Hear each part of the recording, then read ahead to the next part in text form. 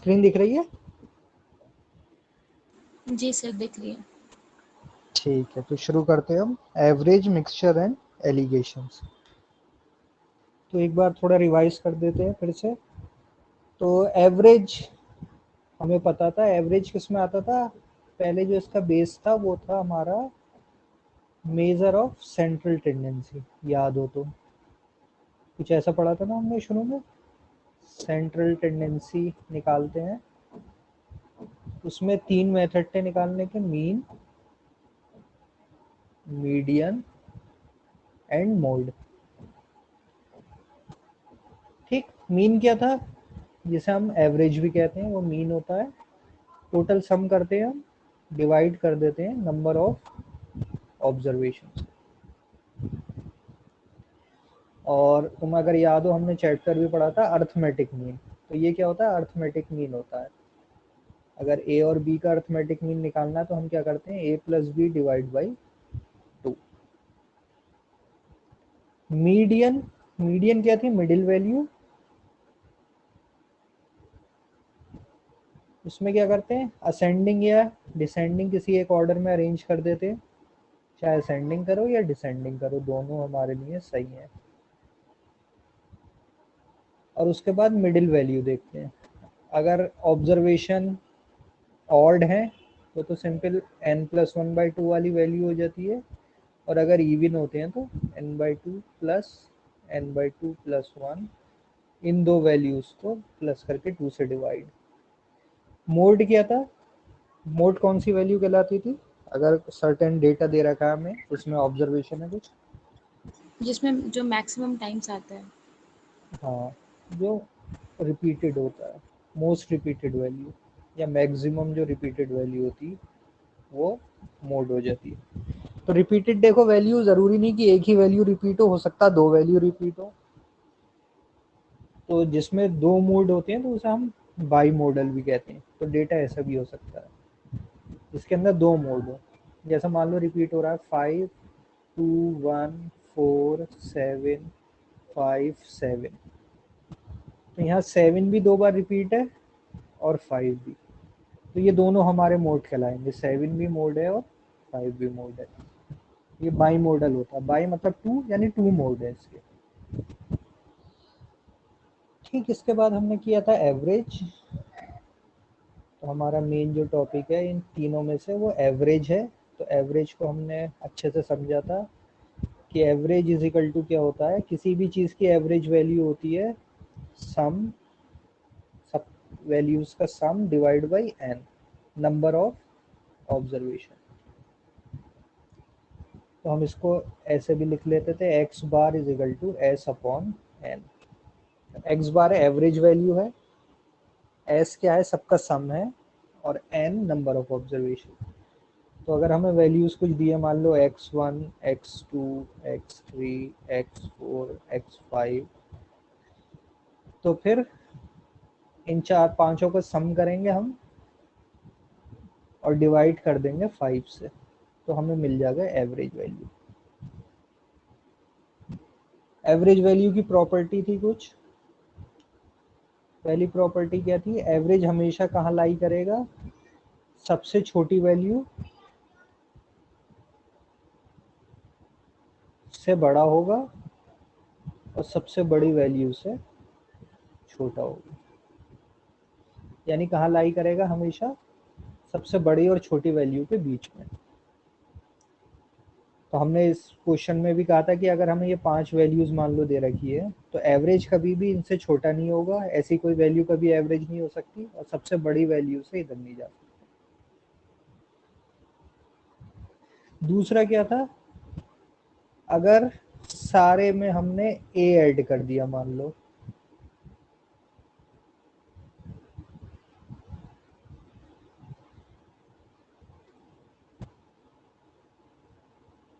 तो क्या होगा? एवरेज में भी कितना ऐड हो जाएगा? डायरेक्ट ए, सेम वैल्यू ऐड हो जाती है। अगर सब में से सेम वैल्यू माइनस कर दें तो क्या हो जाएगा? हम ये कहेंगे कि इनकी जो वैल्यू का एवरेज है वो क्या हो जाएगा, पुराना एवरेज था उसमें से ए माइनस कर दो। सेम ट्रू है फॉर मल्टीप्लीकेशन। अगर हम सारी वैल्यूज को ए से मल्टीप्लाई कर दें तो न्यू एवरेज भी क्या हो जाएगा, ए से मल्टीप्लाई होकर पुराने एवरेज को करेंगे तो न्यू एवरेज आ जाएगा। और अगर डिवाइड कर दें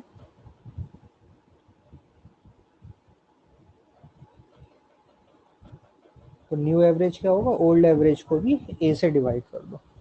तो हमें फिर से पूरी कैलकुलेशन करने की ज़रूरत नहीं है। अगर किसी क्वेश्चन में ये आता है कि कुछ चेंज हो रहा है, चाहे सेम वैल्यू ऐड हो रही हो, माइनस हो रही हो, मल्टीप्लाई या डिवाइड, तो हम सीधे एवरेज को प्लस माइनस मल्टीप्लाई या डिवाइड कर देंगे ए से, तो हमें न्यू एवरेज मिल जाएगा।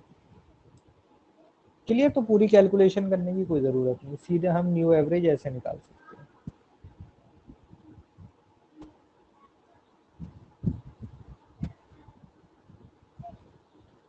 इसके बाद हमने पढ़ा था वेटेड एवरेज।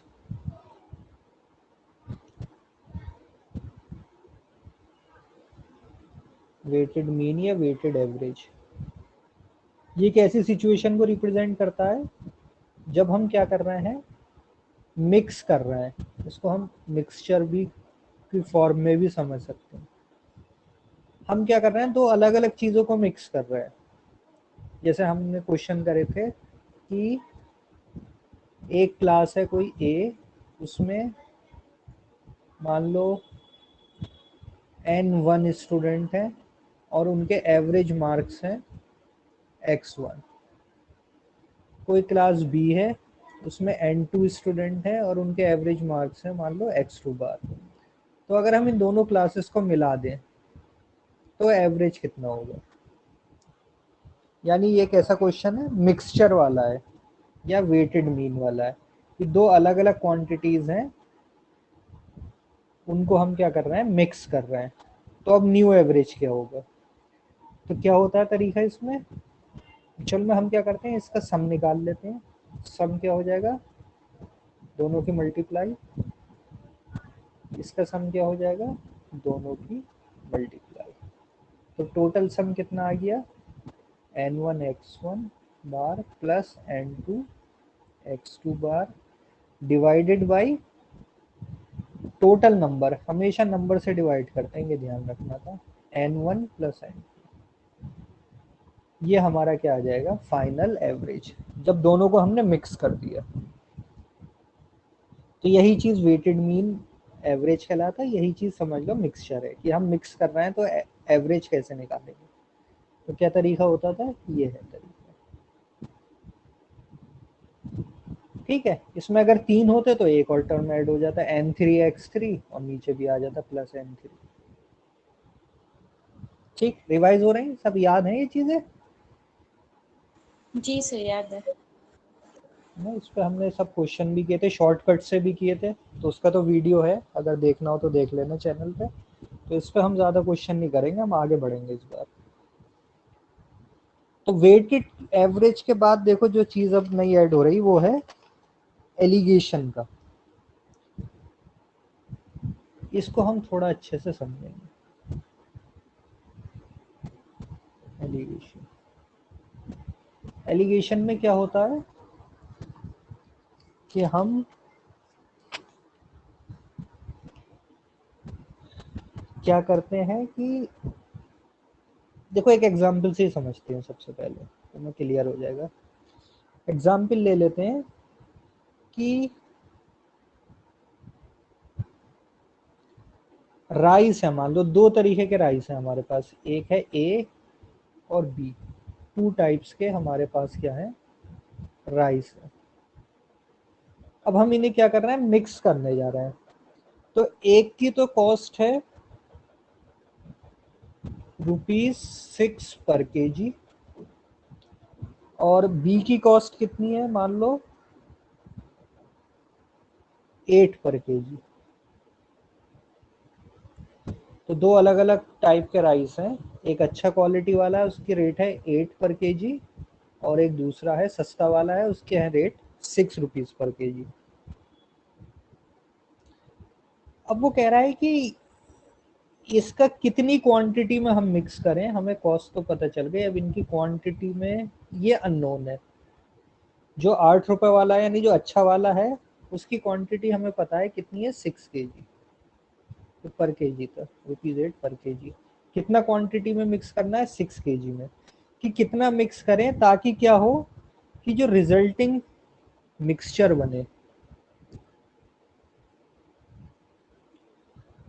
उसकी कॉस्ट हो जाए ₹7.20 पर केजी। क्वेश्चन क्लियर है? दो तरीके के राइस हैं, एक अच्छा है सस्ता है और एक महंगा है। दोनों को मिक्स किया, जो महंगा वाला था अच्छी क्वालिटी वाला था उसके रेट तो हमें पता है, उसका वेट पता है हमें कितना था, वो 6 किलो थे। लेकिन जो सस्ता वाला था ये नहीं पता। तो कह रहे हैं कि मिक्स करें ताकि रिजल्टिंग मिक्सचर की कॉस्ट कितनी आ जाए 7.2 पर केजी।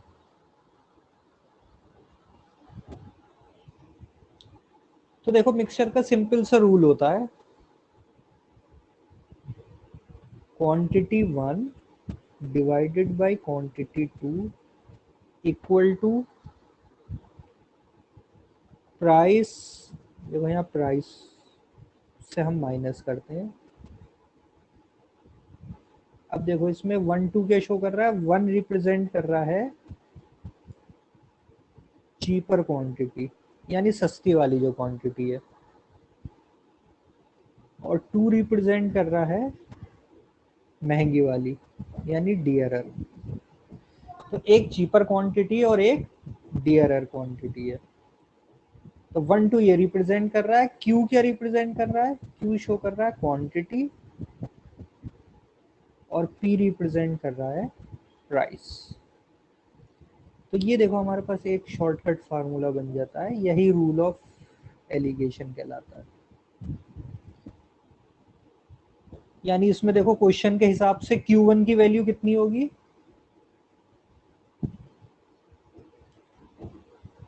क्वेश्चन में क्या क्या गिवन है हमें, Q1 की वैल्यू कितनी होगी, Q से क्या रिप्रेजेंट हो रहा है क्वांटिटी, और 1 से क्या रिप्रेजेंट हो रहा है चीपर वाला सस्ता वाला। तो Q1 की वैल्यू कितनी है क्वेश्चन में, 6 नहीं पॉइंट सस्ता एक्स है। वाला एक्स है, अननोन था ये, तो ये हो जाएगा एक्स। Q2 हो जाएगा 6, P2 P2 is peace for price, और 2 इज डियरर महंगा वाला। तो क्या प्राइस है उसका, ये रहा 8। P1 P for price 1 for cheaper, तो सस्ता वाले का प्राइस कितना है राइस का 6। P क्या है, P हमारा रिजल्टेंट मिक्सचर, जिसमें 1 2 कुछ नहीं लगा, ये रिजल्टेंट मिक्सचर। इसका प्राइस कितना है क्वेश्चन में गिवन है 7.20। ये सारी इस फार्मूले में रख दो, तुम्हें डायरेक्ट x की वैल्यू आ जाएगी, यानी x upon 6 equal to P2 is 8, 8 minus 7.2 divided by 7.2 minus 6। ये आ गया x by 6 is equal to 8 minus 7.2 is 0.8, 7.2 minus 6 is 1.2, 6 is equal to आ गया ये, डेसिमल हटा देते हैं हम, 8/12, 6 से गए 2 और ये आ गया 4, x इज इक्वल टू आ गया 4। यानी ये वाला राइस कितना मिक्स करें हम, 4 kg मिक्स कर दें दूसरे राइस के साथ, तो रिजल्टेंट मिक्सचर कितना आ जाएगा 7.2 पर केजी। समझे इसमें अभी फार्मूले में कोई कंफ्यूजन तो नहीं? No sir.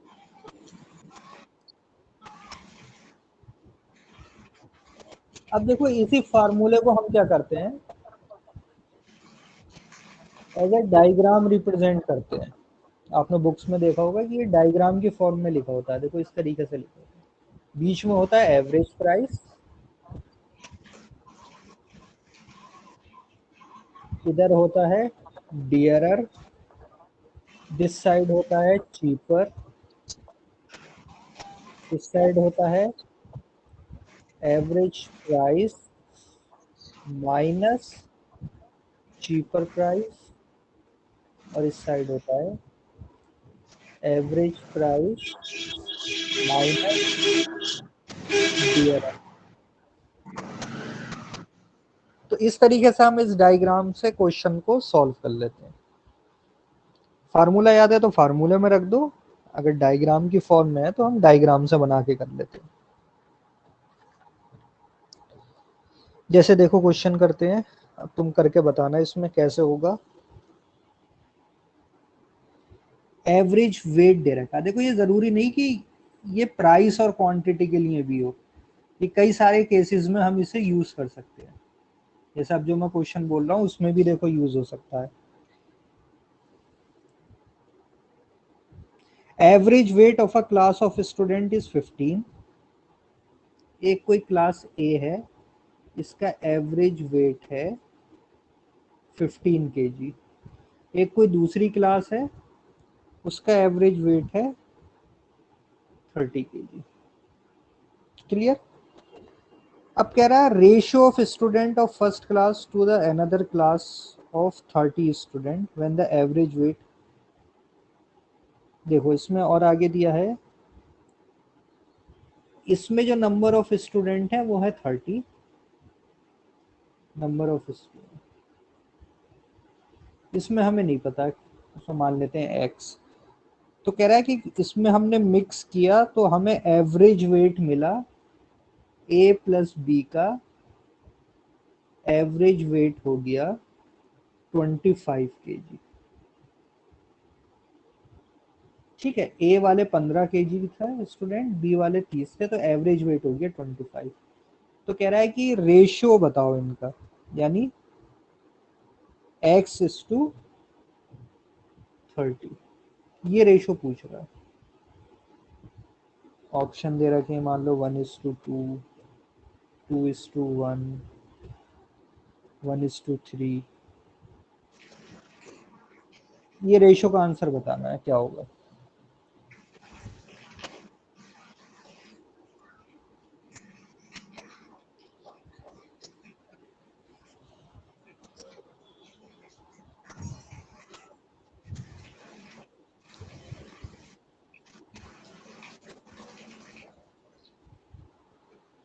ट्राई कर रही हो करने का?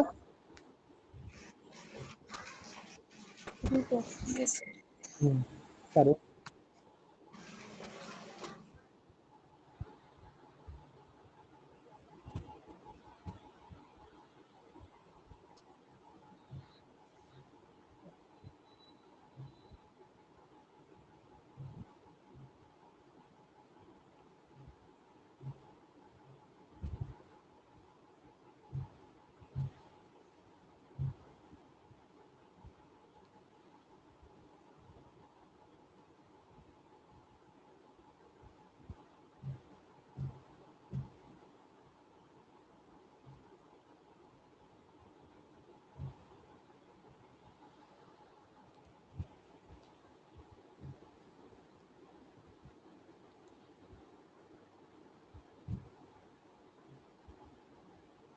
So 1:2. 1:2, यस, करेक्ट आंसर है 1:2। अब देखो इसको एक थोड़ा सा हम समझते हैं कि एक्चुअल में हम कर क्या रहे हैं, उसके बाद फिर डायरेक्ट शॉर्टकट यूज करेंगे। एक बार समझ लेते हैं अच्छे से। देखो इसको मैं, कोई एलिगेशन वगैरह कोई रूल मुझे नहीं पता, मैं सिर्फ क्या कर रहा हूँ, सिंपल एवरेज के कॉन्सेप्ट से कर रहा हूँ कि एक था इसका एवरेज वेट है दिस और नंबर ऑफ स्टूडेंट है ये, एक दूसरी क्लास है जिसका एवरेज वेट है 30 kg और नंबर ऑफ स्टूडेंट है 3। अब इन दोनों को मिक्स कर दिया तो एवरेज वेट इतना आ गया। तो हम अगर सिंपल कॉन्सेप्ट से चलें कि sum of weight of class A, class A के जितने स्टूडेंट है उनका वेट का सम कितना हो जाएगा, 15 इंटू एक्स,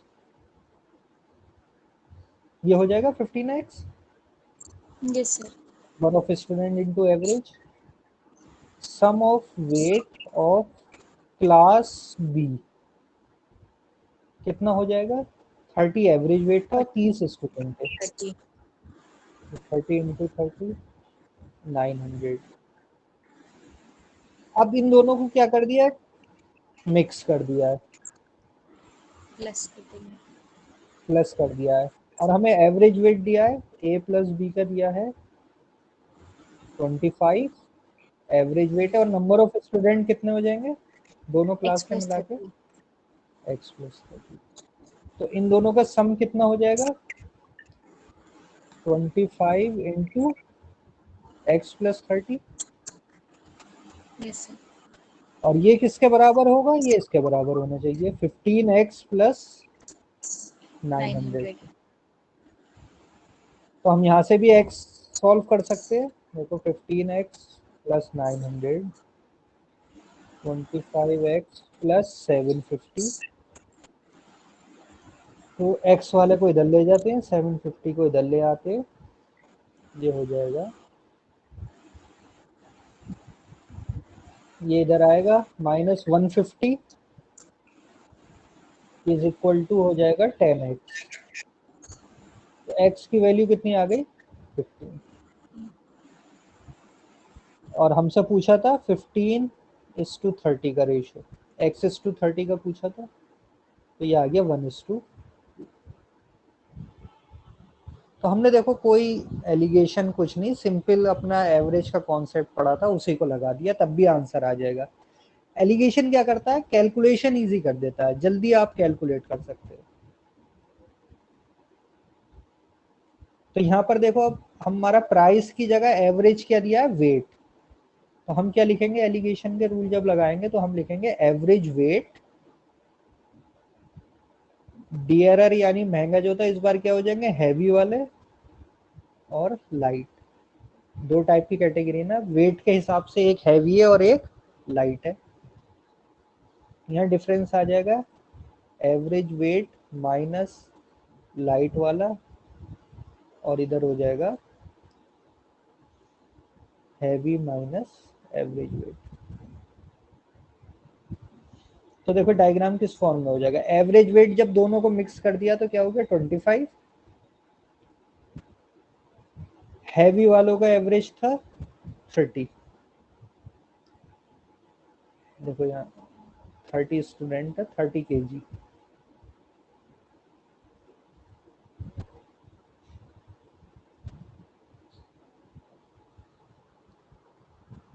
लाइट वालों का कितना था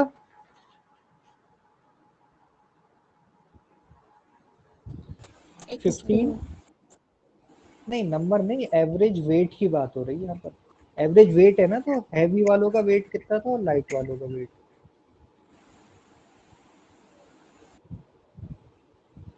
हैवी वालों का था 30 एवरेज वेट, और लाइट वालों का कितना था 15, यही थी ना, देखो दो क्लास 15 और 30, 15 और 30 एवरेज वेट, और जब दोनों को मिला दिया तो एवरेज वेट था 25। तो हमने क्या लिखा है बीच में, ये एवरेज वेट आ गया, कितना था 25, हैवी वाला 30, लाइट वाला इस 50। ठीक है, अब एवरेज वेट में से क्या करो, लाइट वाला माइनस कर दो, तो कितना आ रहा है देखो 10। 10, 5। और 10। हैवी में से कर दो 5, 30 में से 25 माइनस, हैवी वाला 30 एवरेज, अब वेट एवरेज था 25, लाइट वाले कितने थे 15, तो 10 और 5। तो देखो इससे हमें पता चल गया कि रेशो कितना आ जाएगा, देखो 15 वाले यानी कि 5, और जो हैवी वाली साइड है वो कितना है 10, यानी 5:10, यानी हमें डायरेक्ट आंसर पता चल गया कितना हो गया 1:2।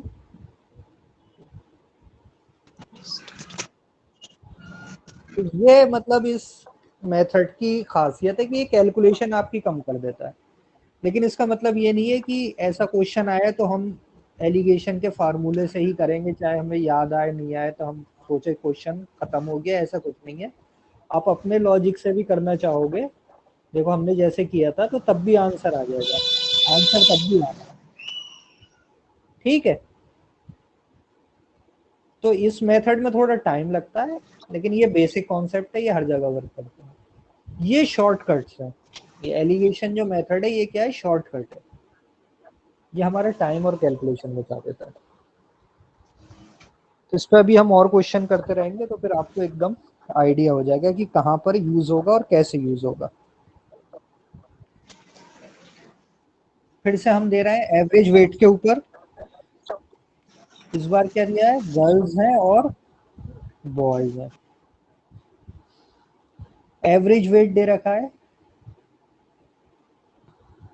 गर्ल्स का दे रखा है 15, बॉयज का 30 दे रखा है। और जब दोनों को हमने मिक्स कर दिया तो कितना हो गया, मैं अब उसी फॉर्म में लिख रहा हूँ, 25। If the number of boys हैं 12, तो गर्ल्स कितनी होंगी ये पूछा है हमसे।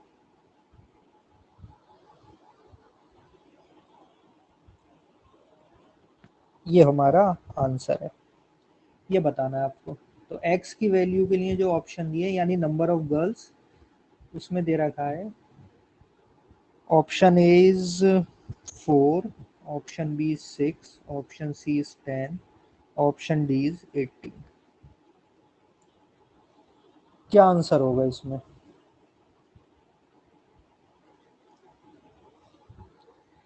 पहले तो चलो फॉर्मूले से करके देखो, एलिगेशन का बना के कर पा रहे हैं या नहीं।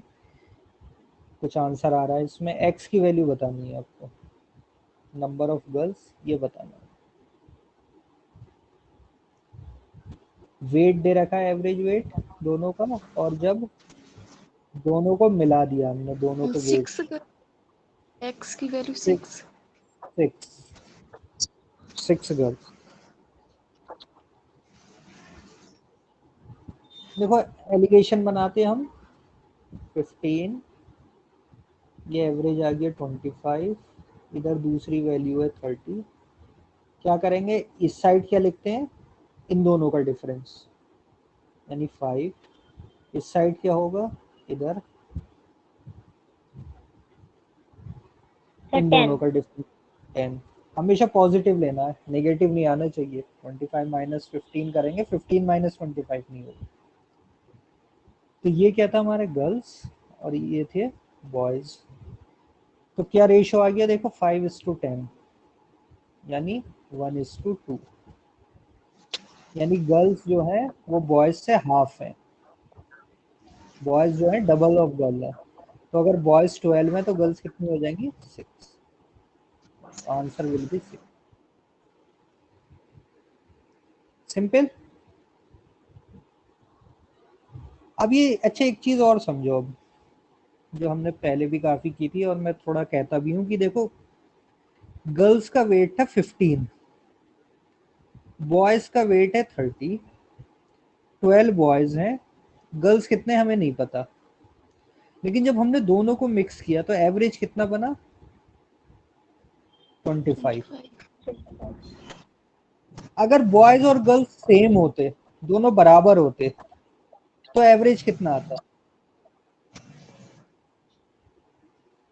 एवरेज वेट है 50 और बॉयज का है 30। दोनों को हमने मिक्स कर दिया इक्वल रेशो में, यानी जितने गर्ल्स हैं उतने बॉयज हैं, तो एवरेज कितना होगा? क्या बिल्कुल बिल्कुल मिडिल, एवरेज वेट कितना आएगा दोनों को मिलाने पे, बिल्कुल मिडिल में आएगा। Yes sir. तो 30 प्लस 15 यानी 45 divide by 2, 22.5। Divide yes sir. तो दोनों क्वांटिटी अगर सेम क्वांटिटी में, 27 point. 27 no 22, no sir, no sir.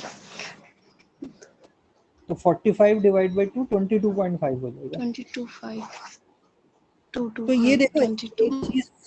एक चीज को समझो, जो मैं समझाना चाह रहा हूँ कि एवरेज को माइंडली तुम निकाल सकते हो, मतलब वैल्यू तो नहीं आ सकती, तुम्हें अंदाजा हो सकता है कि एवरेज कहाँ लाई करेगा। तो तुम ये समझ सकते हो कि अगर दो चीजें हैं, कोई भी दो चीजें हैं, उनको हम मिक्स कर रहे हैं, अगर वो सेम क्वांटिटी में होंगे तो बिल्कुल मिडिल में आएगा। अब क्या करता है एवरेज, अगर सेम क्वांटिटी नहीं है तो एवरेज भी क्या करता है, मूव करता है और उसी की तरफ मूव करेगा जिसकी क्वांटिटी ज्यादा होगी। इस केस में देखो 6 गर्ल्स हैं और 12 बॉयज हैं, तो एवरेज किधर से जाएगा, 22.5 से शिफ्ट होगा 30 की तरफ। तो देखो एवरेज कितना निकल के आया था, 25। यानी ये 25 वैल्यू जो थी ये 22.5 से किसकी तरफ की शिफ्ट थी, बॉयज की तरफ, यानी बॉयज ज्यादा है। अगर गर्ल्स ज्यादा होती तो एवरेज क्या होता, 22.5 से इधर की तरफ जाता 15 की तरफ, यानी 22.5 से कम होता है एवरेज। ये चीज समझ गए मैं क्या समझा रहा था, कि दो अगर डिफरेंट क्वांटिटीज को हम मिक्स कर रहे हैं तो उनका एवरेज एग्जैक्ट बीच में तभी आएगा जब दोनों सेम क्वांटिटी में हो। बीच से अगर बीच में नहीं है बिल्कुल तो किसी ना किसी की तरफ शिफ्ट करेगा, और शिफ्ट उसकी तरफ करता है जिसकी टोटल क्वांटिटी या नंबर ऑफ क्वांटिटी ज्यादा होती है। जैसे अगले क्वेश्चन में हम देखते हैं, अगले क्वेश्चन में दिया है वेट, फिर से वेट के ऊपर ही है, ratio of number of girls to the number of boys. तो मैं सबको शॉर्ट में लिख रहा हूँ, ratio of number of girls to the boys is given as 1:2। ठीक है, अब वो कह रहा है average weight of boys, boys का एवरेज वेट है, मतलब यही सेम क्वेश्चन है, इस बार अननोन तुम्हें चेंज कर दिया। बॉयज का 30 है वेट, एवरेज वेट, गर्ल्स का एवरेज वेट कितना है हमें नहीं पता। वो कह रहा है अगर हम दोनों को मिला रहे हैं बॉयज प्लस गर्ल्स को तो एवरेज वेट आ रहा है 25। तो इस बार तुमसे क्या बताना था, एवरेज वेट ऑफ गर्ल, ये बताना है कितना होगा।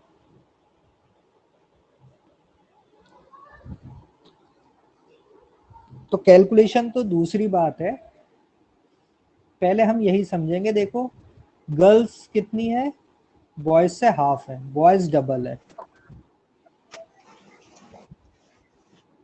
तो इसमें बॉयज का वेट है मान लो 30, गर्ल्स का हमें नहीं पता, ये हमें निकालना है। एवरेज वेट है 25,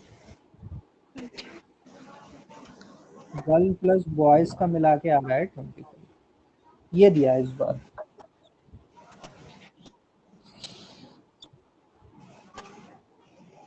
तो क्या करेंगे हम, अब सबको एलिगेशन वाले रूल से ही कर रहे हैं, तो हम एवरेज वेट लिख रहे हैं बॉयज का 30, गर्ल्स का कितना है हमें नहीं पता, एक्स लिख लो, दोनों को मिलाने के बाद कितना हो गया 25। तो ये वैल्यू कितनी हो जाएगी, 25 माइनस एक्स, ये वैल्यू कितनी हो जाएगी 30 माइनस 25।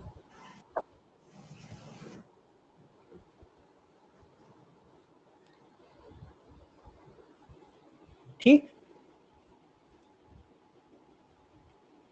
अब देखो ये क्या था 30, ये बॉयज हैं, और ये क्या था एक्स जिसे माना था girls. Boys is to girls का रेशियो तुम्हें गिवन है, कितना है, बॉयज इज टू गर्ल्स कह रहा हूँ मैंने, इधर बॉयज लिख दिया पहले, तो ये रेशियो हो गया 2:1।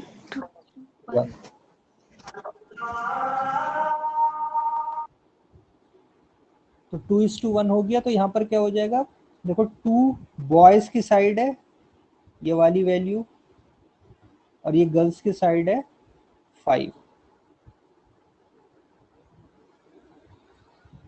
तो हम लिख सकते हैं 25 minus X upon 5 equal to 2/1।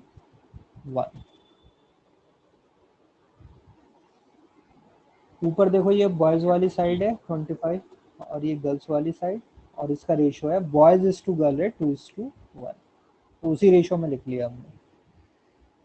तो सिंपल, इधर 10 हो जाएगा, ये इधर आएगा तो माइनस, यानी x इज इक्वल टू 15। यानी बॉयज का जो वो गर्ल्स का जो एवरेज वेट है जिसे हमने x माना था उसकी वैल्यू कितनी है 50।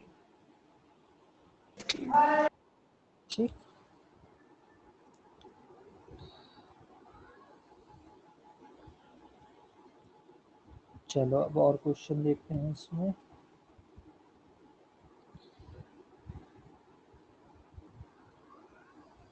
अब हम थोड़ा अलग क्वेश्चन करते हैं। अब हम कह रहे हैं to varieties of soda water with different prices. दो सोडा वाटर हैं, उनके प्राइसेस अलग अलग हैं, with different prices, is mixed in the ratio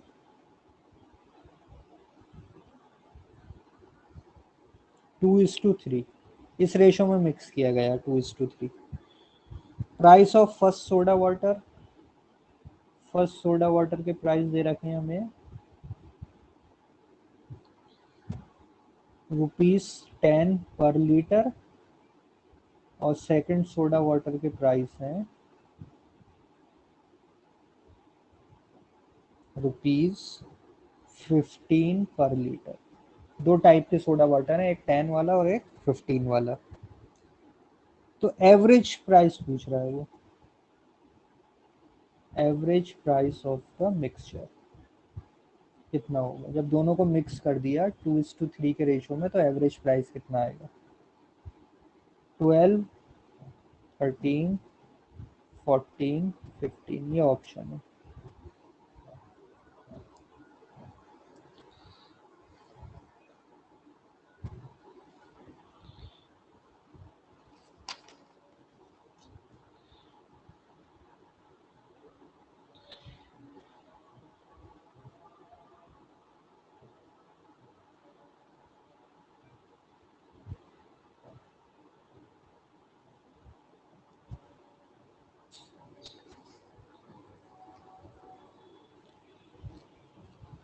इस बार देखो एवरेज प्राइस पूछा है, यानी जो हम सेंटर में लेते हैं एक्स, इस बार ये नहीं पता तो इसको हमने एक्स मान लिया। एक के प्राइस है 10, दूसरे के प्राइस है 15।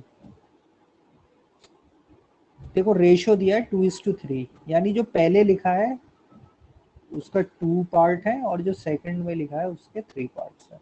इस रेशो में मिक्स किया है। तो x की वैल्यू 0 आई है।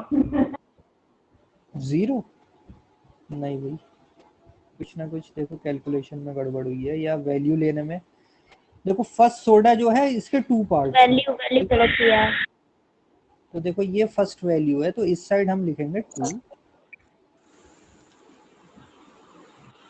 या रुक जाओ, इधर अभी पहले x के टर्म में लिख लेते हैं हम। ये हो जाएगा 15 माइनस एक्स, क्योंकि ये देखो ज्यादा प्राइस वाला है, तो इसमें से x माइनस होगा। ये कम प्राइस वाला है तो ये x में से माइनस होगा।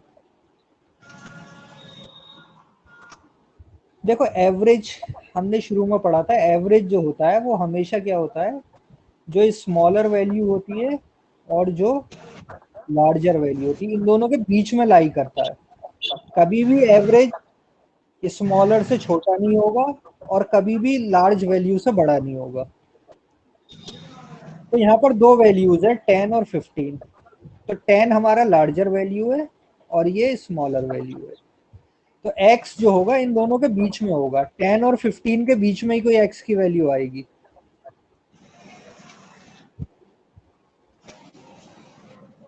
तो x को जब हम 15 लेंगे तो 15 बड़ी वैल्यू, तो हम लिखेंगे 15 माइनस एक्स, और 10 छोटी वैल्यू, तो x 10 से बड़ा होगा तो ये पॉजिटिव होगा x माइनस 2। तो ये ध्यान रखना कि माइनस कैसे लिख रहा है। अब इसके बाद 25 25 एवरेज प्राइस 13 x की वैल्यू 13, 13 एवरेज। अब देखो रेशियो हमें क्या दिया, फर्स्ट और सेकंड, यानी फर्स्ट वाला ये था, इसके 2 पार्ट्स हैं और सेकंड वाले के 3 पार्ट्स। तो हम इसे क्या लिख सकते हैं डायरेक्ट कि x माइनस 10, या 15 वाला 2 है तो 15 minus X upon x minus 10 is equal to 2/3। भाई ये फर्स्ट सोडा वाला साइड है, तो इसके 2 पार्ट्स हैं, 15 माइनस एक्स के 2 पार्ट्स हैं, तो इसको 2 के साथ लिखा। x माइनस 10 वाले के 3 पार्ट्स हैं, तो इसको हमने यहाँ 3 है इस तरीके से लिख लिया। अब सॉल्व कर लो इसे। 45 माइनस 3x is equal to 2x minus 20। Simple equation है तो हम सॉल्व कर रहे हैं। अगर थोड़ी भी कॉम्प्लिकेटेड होती तो फिर मैं ऑप्शन से कहता कि ऑप्शन से रख के देख लो, तब भी आंसर मिल जाता, क्योंकि x की तो वैल्यूज है ये 4। तो 45 माइनस 3x ये इधर जाएगा, ये इधर। 25 इज इक्वल टू, ये आ गया, सॉरी 25 नहीं 65 is equal to 5x, x is equal to 30। तो एवरेज प्राइस ऑफ मिक्सचर क्या आ गया? 13। अब देखो फिर से मैं तुमसे वही चीज पूछ रहा हूँ। एक सोडा था 10 रुपीज का, दूसरा सोडा था 15 का। अगर सेम रेशो में ये मिक्स किया जाता 1:1 में, तो प्राइस कितने होते? तो एवरेज प्राइस कितना आता? 12.5। 12.5। लेकिन एवरेज कितना आ रहा है? 13। यानी कौन सा वाला सोडा ज्यादा मिक्स किया गया होगा? ये वाला। तो ये देख लो, सेकंड वाला सोडा था 15 का, वो ज्यादा मिक्स है। फर्स्ट वाले के 2 पार्ट है, 15 वाले के 3 पार्ट है। इसलिए एवरेज क्या हुआ? 12.5 से किधर की तरफ शिफ्ट हो गया? 15 की तरफ। अगर 10 वाला सोडा ज्यादा मिक्स होता तो एवरेज जो आता वो 12.5 से कम आता, वो इस तरफ को शिफ्ट होता, फिर 10 की तरफ। तो ये चीजें थोड़ा कैलकुलेशन करते में आपके माइंड में रहेगा, तो आप कुछ गड़बड़ नहीं करोगे कैलकुलेशन में। गलत आंसर आएगा तो आपको पता चल जाएगा एकदम से कि नहीं, कुछ गड़बड़ हो रही है।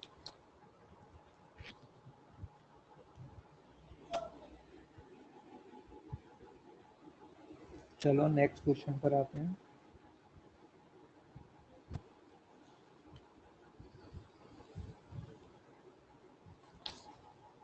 नेक्स्ट देखो, और किस सिचुएशन में हम यूज कर सकते हैं एलिगेशन में।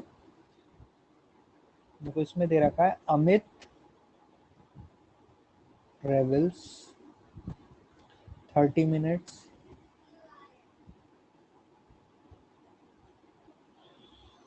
at the speed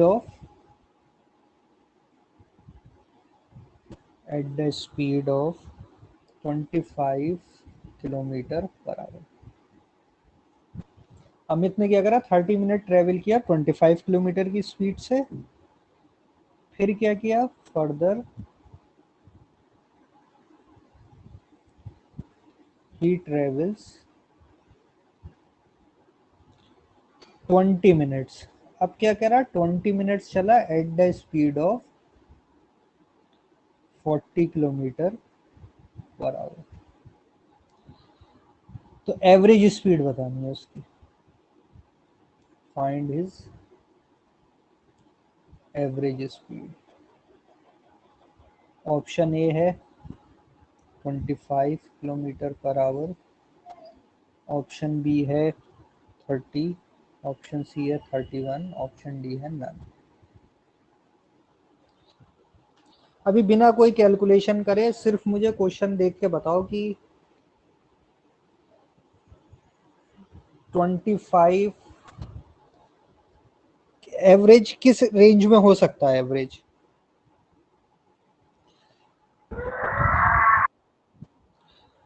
देखो, यहाँ एवरेज का जो फार्मूला लग रहा है किसके साथ जुड़ा हुआ है? स्पीड के साथ।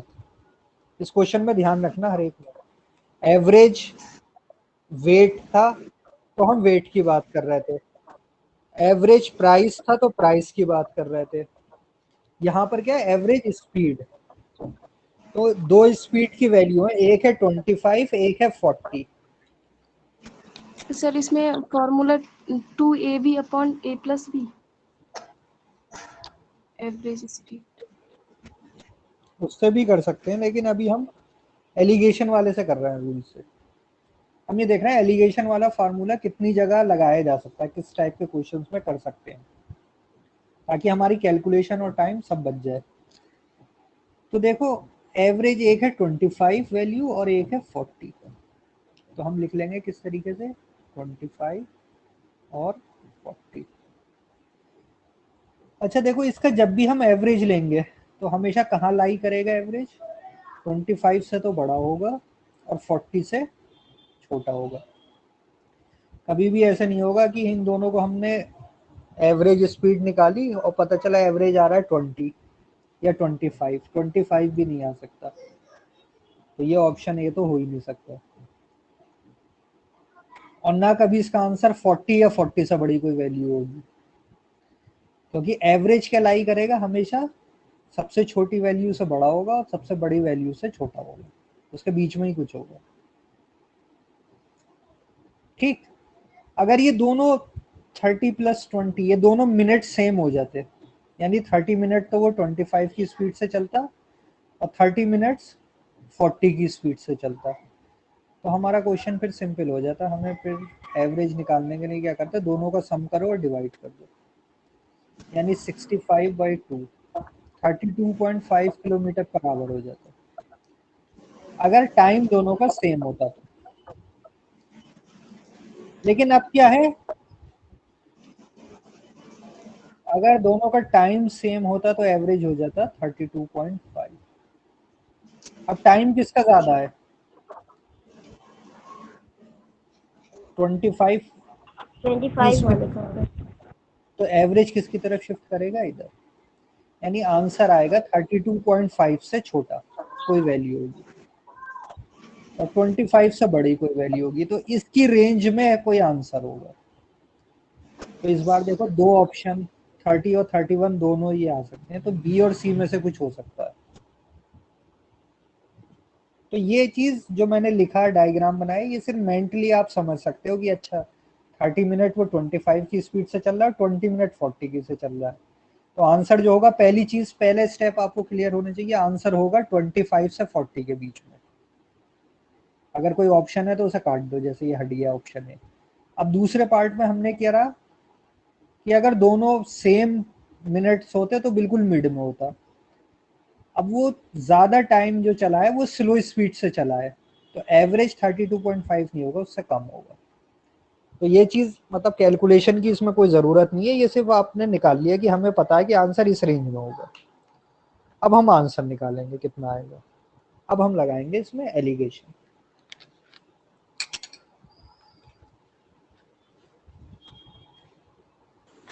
तो 31। आंसर आ रहा है 31। Yes, good, 31। Simple rule, x, क्योंकि हमें नहीं पता, हमने मान लिया एक्स, तो इधर क्या आ जाएगा, देखो 25 छोटा है तो इधर आएगा x - 25। 40 बड़ी वैल्यू है तो इसका डिफरेंस होगा 40 - x। और 25 कितना चल रहा है वो, 30 मिनट्स, और 40 की स्पीड से चल रहा है 20 मिनट्स, यानी इनका रेशियो हो गया 3:2। तो ये हो गया simple 40 - x divided by x - 25 is equal to 3/।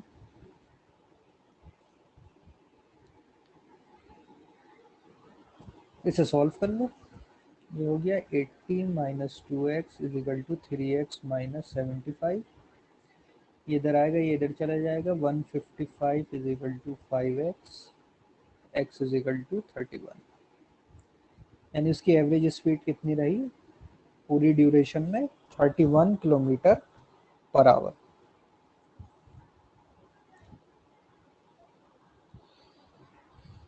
ठीक है,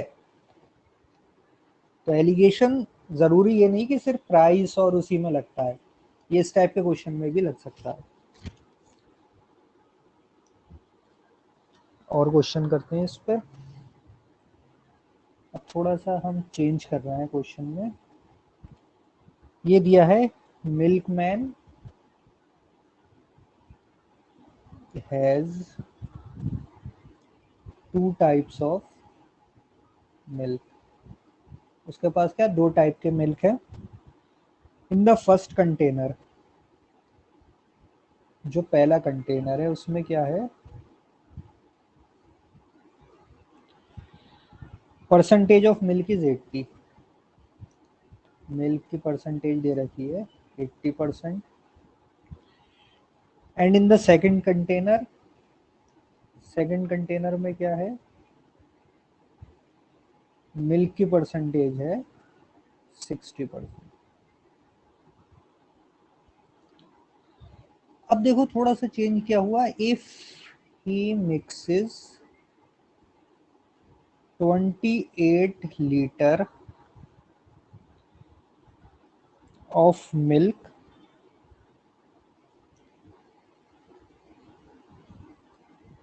of first container with 32 liter of milk of second container। ठीक, दोनों को मिक्स कर दिया उसने, तो पूछ रहा है then percentage of milk in mixture. Mixture में अब कितनी होगी percentage. Option A 63.99, option B 69.33, option C 72.5, option D 75.2।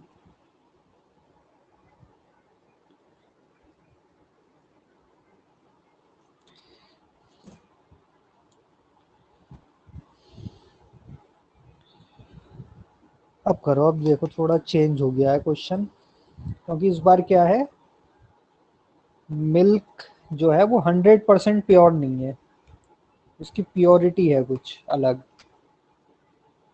अब कितना आ रहा है ये बताओ।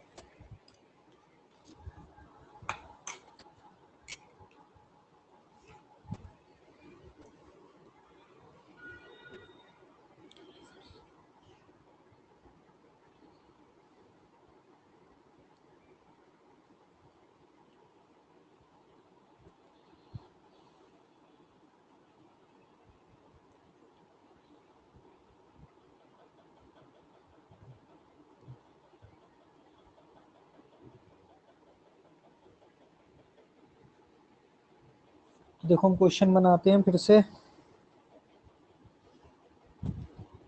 फर्स्ट कंटेनर, एक में 80% है, एक में 60%। तो ये 2 परसेंटेजेस हमने लिख ली। जब इन दोनों को मिक्स किया तो कितने परसेंट ऑफ मिल्क होगा हमें ये निकालना है। तो एक्स हमें नहीं पता, एक्स इज अननोन। ठीक है, अब ये देखो क्वांटिटी कितनी है, फर्स्ट कंटेनर की है 28 लीटर। फर्स्ट कंटेनर में था 80%, यानी 80% वाला हमने मिक्स किया है 28 लीटर, और 60% वाला मिक्स किया है 32 लीटर। तो इनका रेशो कितना आ गया, 32:28। इसका रेशो आ जाएगा 4 से डिवाइड हो जाएगा 8:7। तो किस रेशो में मिक्स किया हमने, 8:7।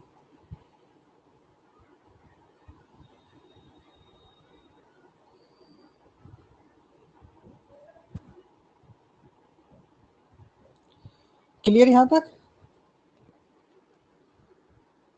Yes sir. अब बताओ आगे कैसे करें, क्या करें इसमें निकालने के लिए। एक्स 80 माइनस एक्स कर देंगे और एक्स माइनस 60। चलो करते हैं इसे। इसे हमने ले लिया 80 माइनस एक्स, इसे ले लिया एक्स माइनस 60।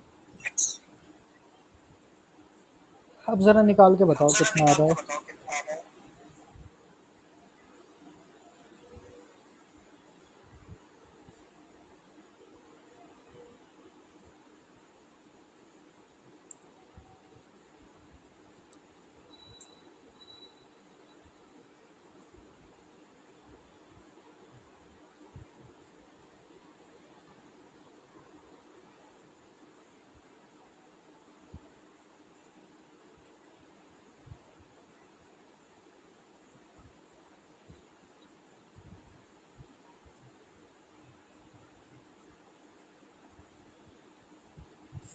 अगर हम कैलकुलेट करेंगे तो 8/7 में ये 8 वाला पार्ट है, ये 7 वाला। हम लिख सकते हैं 80 माइनस सर 69 पॉइंट कुछ आ रहा है। तो 69 भी आपने पहुंच लिया, तो आगे कैलकुलेशन की जरूरत है। Yes sir. आंसर हो गया ऑप्शन बी।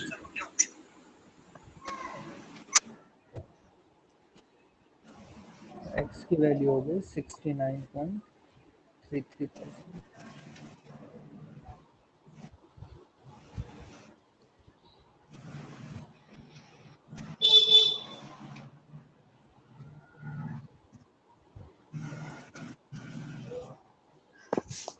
तो ये देखो एलिगेशन के डिफरेंट टाइप्स हैं जिस पे क्वेश्चन आते हैं। इसमें अभी हम और क्वेश्चन करेंगे कुछ।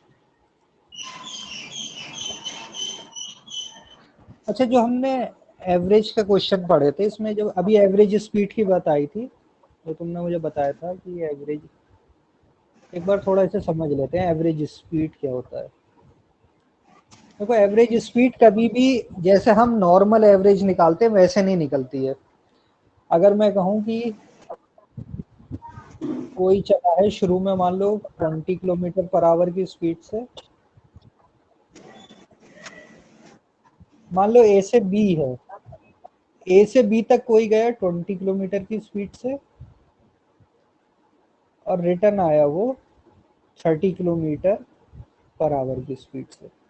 तो अगर मैं पूछूं इस पूरी जर्नी में, मतलब ए से बी और बी से ए जाने में, टोटल जर्नी में उसकी एवरेज स्पीड क्या रही, तो कभी भी हम देखो इस तरीके से नहीं निकालेंगे। तो हम कह दें उसकी एवरेज स्पीड थी 25 किलोमीटर पर आवर। ये आंसर हो जाएगा गलत। एवरेज स्पीड का फॉर्मूला देखो क्या होता है। Average speed is equal to total distance upon total time. मतलब जो स्पीड का फार्मूला होता है हमारा नॉर्मल, हम स्पीड ऐसे ही लिखते हैं ना, speed is equal to distance upon time. तो उसी से एवरेज स्पीड बन गया। Average speed is total distance upon total time. तो इस केस में देखो, अगर ए से बी हम मान लेते हैं डिस्टेंस है डी, इन दोनों के बीच में डिस्टेंस है डी, तो ए टू बी जाने में उसे कितना टाइम लगा। 1 आवर। भाई speed is equal to 20 distance upon time होता है, तो टाइम क्या हो जाता है, distance upon speed. Distance upon. भाई टी इधर चला गया, ऐसे इधर आ गया, बस और कुछ थोड़ी हुआ फॉर्मूले में। तो डिस्टेंस क्या है, डी है, और स्पीड कितनी थी, 20। ठीक है, ए टू बी, बी टू ए जाने में कितना टाइम लगा, बी से ए आने में। डिस्टेंस तो सेम रहा डी, स्पीड कितनी हो गई अब, 30। अब कम टाइम लगा होगा उसे क्योंकि तेजी से आ रहा है। तो एवरेज स्पीड देखो क्या होगी, average speed will be equal to total distance हो जाएगा डी प्लस डी 2 टाइम्स, 25। और ये आ जाएगा नीचे D upon 20 plus D upon 30। यानी जब मैं इसको कैलकुलेट करूंगा तो ये हो जाएगा 2d, और d से d कैंसिल हो जाएगा, तो 2 अपॉन 1/20 प्लस 1/30, यानी 2 upon 30 plus 20 upon 30 into 20, LCM ले लिया मैंने। ये टर्म ऊपर आ जाएगा, तो ये जाएगा 2 into 30 into 20 divide by 30 plus 20। ये एवरेज स्पीड आ गई। 30 प्लस 20 50 होता है, तो 50 को जब इससे करेंगे तो 2 2 टू ज़ा 4 2 ज़ा 12 3 ज़ा 3 टू 6, 12, 12 टू 24। तो एवरेज स्पीड आएगी देखो 24 किलोमीटर पर आवर।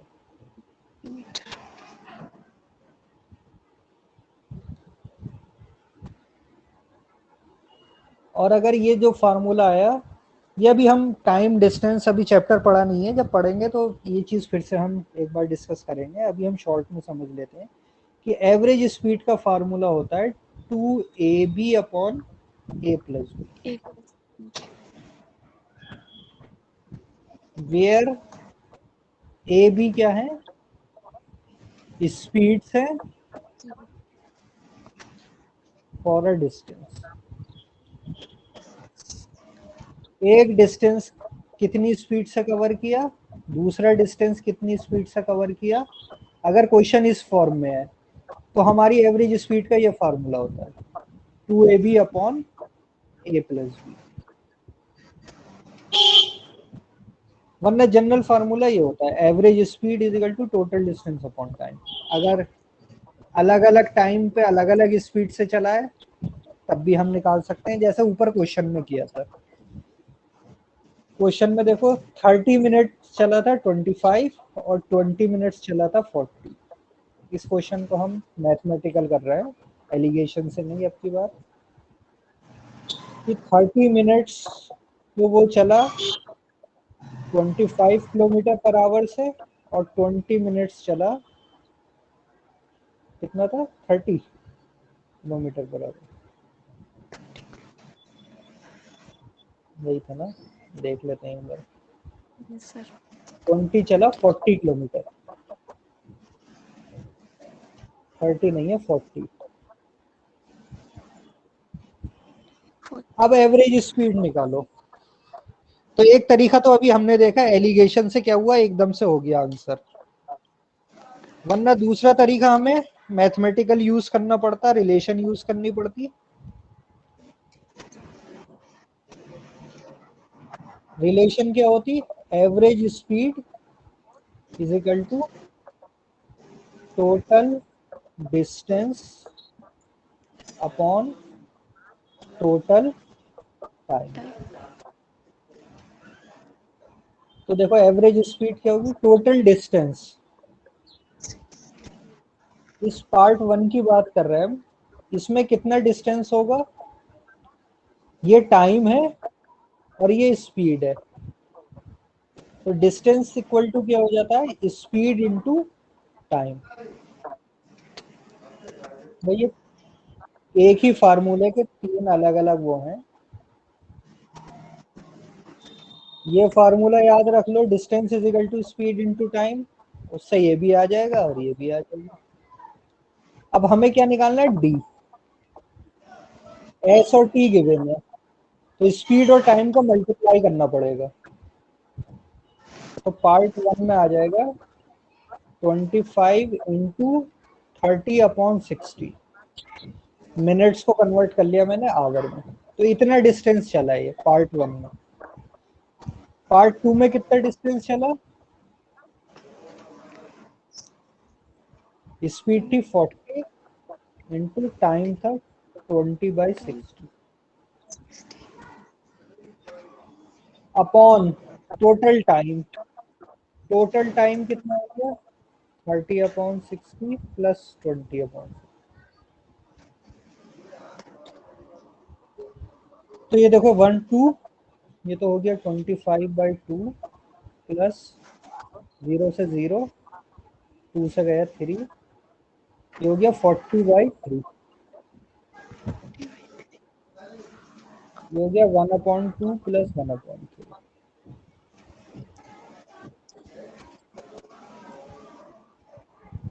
तो ये हो गया देखो 25/2 प्लस 40/3 का एलसीएम लेंगे तो क्या आएगा 6। 2 और 3 का एलसीएम आ गया 6। 3 से इसे मल्टीप्लाई किया 75 प्लस 2 से इसे किया 80 अपॉन इसका एलसीएम भी 6, ये क्या आ गया 3 प्लस 6 से 6 कैंसिल, 155 अपॉन 5 यानी 31 किलोमीटर पर आवर। यही हमने एवरेज स्पीड निकाली थी 31 kilometre per our.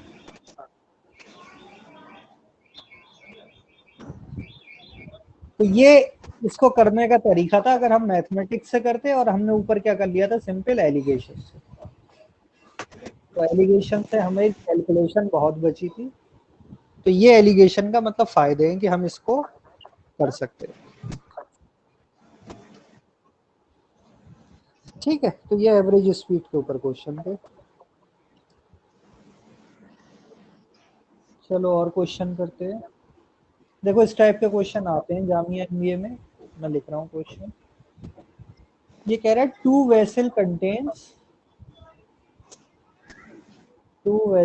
contain mixture of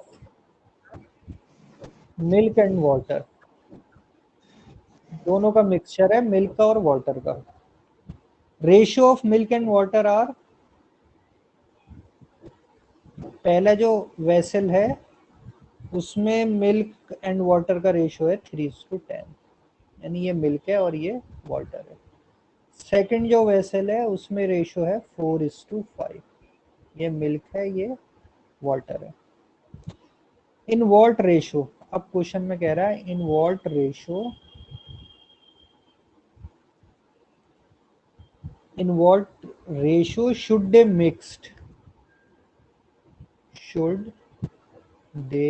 be mixed so that the resulting mixture,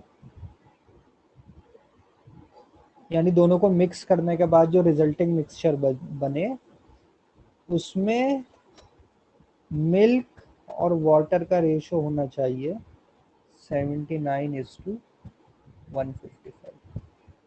ये है क्वेश्चन, पहले समझ लो। दो वेसल है, दोनों में क्या है, मिल्क और वाटर का मिक्सचर है, यानी कुछ क्वांटिटी मिल्क की है और कुछ वाटर की है। वेसल ए में क्या है, ये रेशियो है, मिल्क 3 पार्ट है और वाटर 10 पार्ट। सेकंड में मिल्क 4 पार्ट है और वाटर 5 पार्ट है। तो कह रहे हैं ये ए और बी को हम किस रेशियो में मिक्स करें कि रिजल्टिंग मिक्सचर में ये रेशियो मेंटेन हो जाए मिल्क और वाटर का।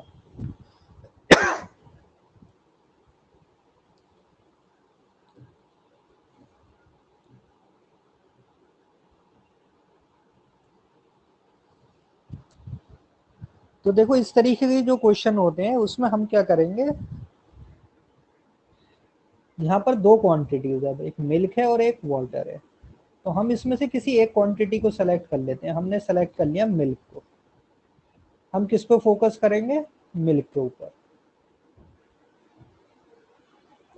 हम देखेंगे कि मिल्क की कितनी क्वांटिटी आ रही है और इस वाले वेसल में मिल्क कितना है, इसमें मिल्क कितना है, और फाइनल जो आएगा उसमें मिल्क कितना होगा। क्लियर।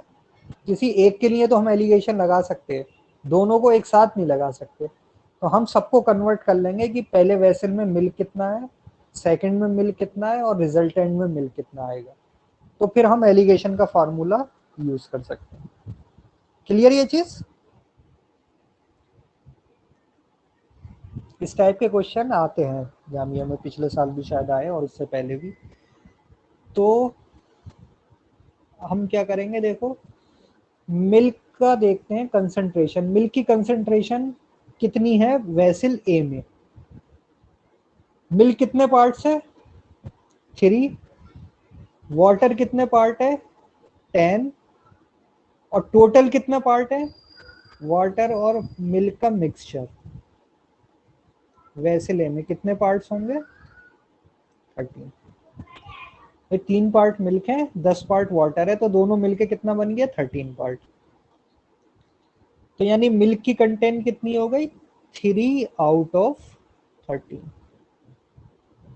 वेसल ए में। ये क्लियर। 3/13 कैसा आया, yes sir. Milk vessel B में कितना आएगा बताओ, मिल्क की कंसंट्रेशन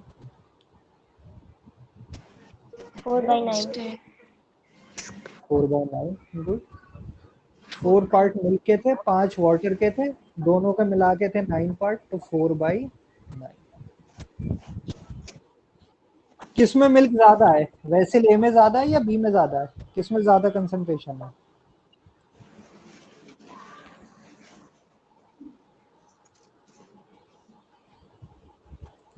कौन से वाले वेसल से कहा कि अगर मिल्क लेना हो तो किससे लोगे, ए से बी से, किस में ज्यादा है मिल्क?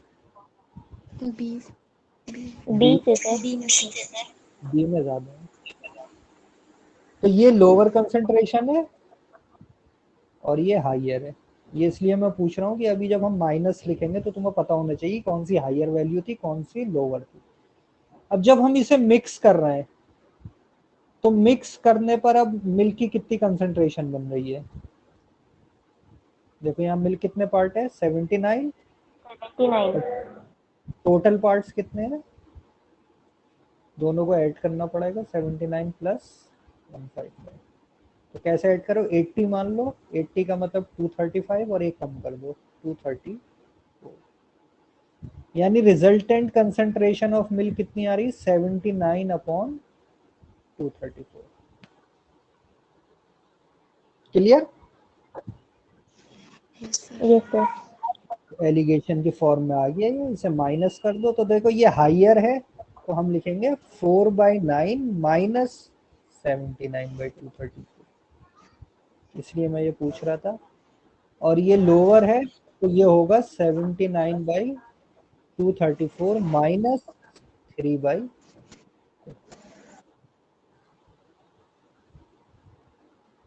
तो वेसल ए और बी का रेशो हमें ये पार्ट दे देंगे, इसे माइनस करना पड़ेगा हमें, इन दोनों का रेशो जो होगा उसी रेशो में मिक्स करना होगा। कितना आ रहा है देखो, 9 से ये डिवाइड हो रहा होगा 234, तभी एलसीएम आ जाएगा 234। डिजिट चेक कर सकते हैं हम, 4 + 3 7 और 2 9, तो यानी 9 से डिविजिबल है, तो 9 से डिवाइड करो, 9 2 ज़ा 18 और बचा 54, 9 6 ज़ा 54, यानी कि 26। 26 इंटू 4, 26 2 ज़ा 52, 52 2 ज़ा 104, 104 माइनस 79, यानी 80 होता है तो 24 और एक 20, यानी ये आ गया 25/234। तो ये आ गया 25/234 इज टू, इसमें से माइनस करो, ये 13 से भी जाना चाहिए, 234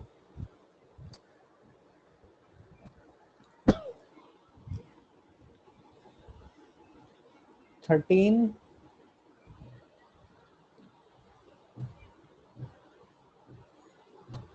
1 ज़ा 13, फिर क्या बचा 10, 104, 13 7 ज़ा 13 8 ज़ा, तो यह आ जाएगा 18, यानी 79 माइनस 18 इंटू 3, 18 36 54, ये भी 25 आ रहा है, सेम आ रहा है, यानी कि किस रेशो में हमें मिक्स करना होगा दोनों वेसल को, 1:1 के रेशो में।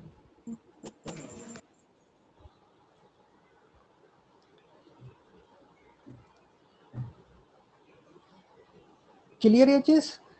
तो इस तरीके के जब क्वेश्चन होते हैं, तो जब भी दो चीजें मिक्स करके दे रखी होंगी, अलग अलग वेसल में उनकी अलग अलग कंसंट्रेशन है, और फिर दोनों वेसल को मिक्स कर दें एक साथ, तो ऐसे क्वेश्चन में हमें क्या करना है, किसी एक को हम पे फोकस कर लेते हैं, और नॉर्मली फोकस हम उस पर करते हैं जिसकी कम क्वांटिटी है, ताकि कैलकुलेशन ईजी हो।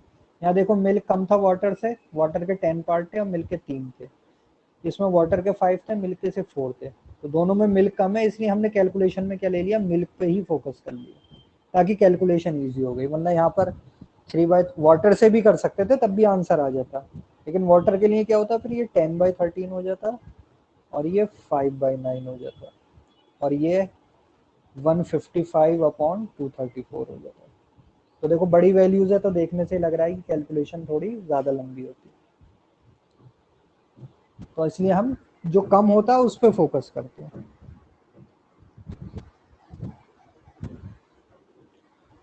एक और क्वेश्चन करते हैं एलिगेशन को।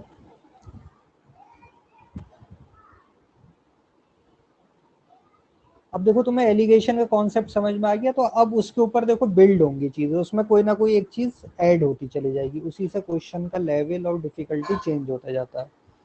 In what ratio must Anand mix to varieties of barley costing ₹24 per kg and ₹38 पर kg। दो टाइप की बारले की वैरायटी है, उसको कह रहा है कि किस रेशो में मिक्स करें so that by selling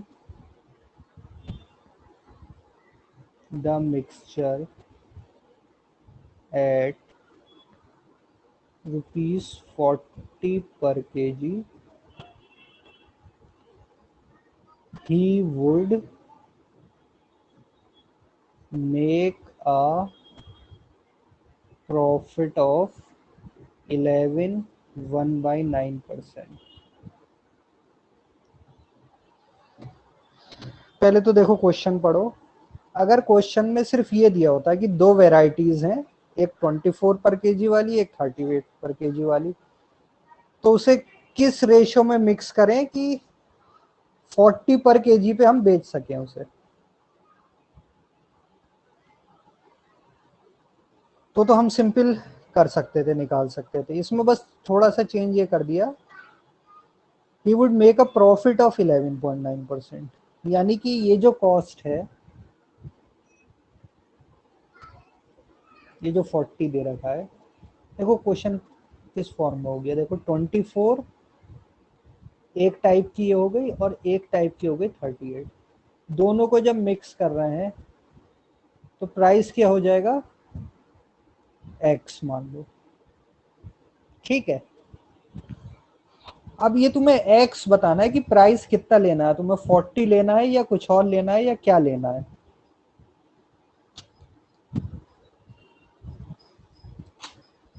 question अभी तक हमने जो पढ़े उसमें अगर सिर्फ ये होता कि दो तरीके की बार लें, एक 24 रुपए वाली, एक 38 वाली, तो हम कैसे मिक्स करें। यहाँ 40 की जगह मान लो कुछ और वैल्यू दी होती, मान लो 35 दी होती, 40 पॉसिबल नहीं थी क्योंकि देखो 38 से ज्यादा नहीं हो सकती थी, कि उसकी ओवरऑल कॉस्ट कितनी आ जाए, 35 आ जाए, तो हम यहाँ सीधे 35 रख के कैलकुलेट कर सकते थे।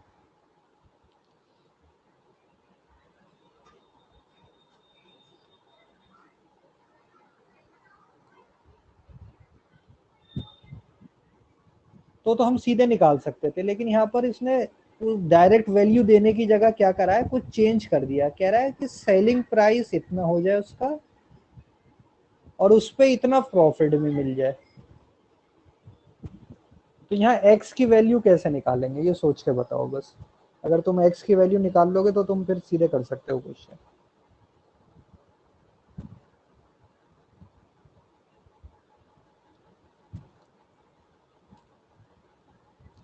अब ये देखो एलिगेशन के साथ कॉन्सेप्ट यूज हो गया प्रॉफिट एंड लॉस वाला।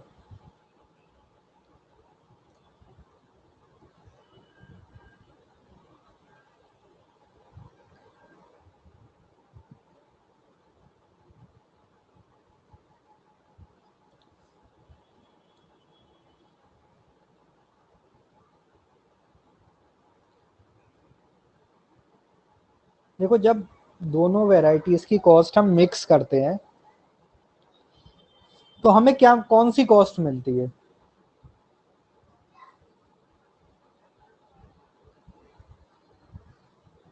तो कॉस्ट बार्ले की प्राइस मिलेगी। कॉस्ट प्राइस मिलेगी ना, जितने की हमें पड़ रही है, मतलब हमें जो कॉस्ट पड़ी ठीक वो मिली। लेकिन यहाँ देखो ये 40 रुपए क्या दिया है उसने, ये कॉस्ट प्राइस नहीं है, ये क्या है, है, प्रॉफिट है। नहीं सेलिंग 40 पर प्राइस। KG selling price. उससे पहले लिखा ना by selling the mixture at ₹40 per KG.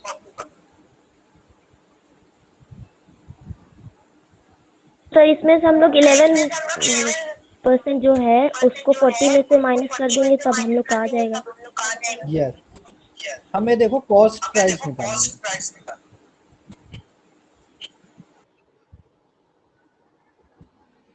Selling price given है हमें 40 और प्रॉफिट की परसेंटेज दे रखी है। प्रॉफिट खुद नहीं दिया, प्रॉफिट परसेंटेज दे रखी है 11 1/9%, यानी ये 100/9% की फॉर्म में ऐसे दे रखा है।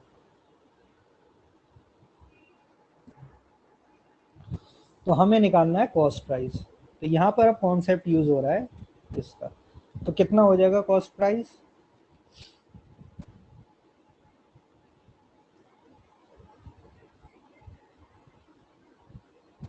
सेलिंग प्राइस क्या होता है?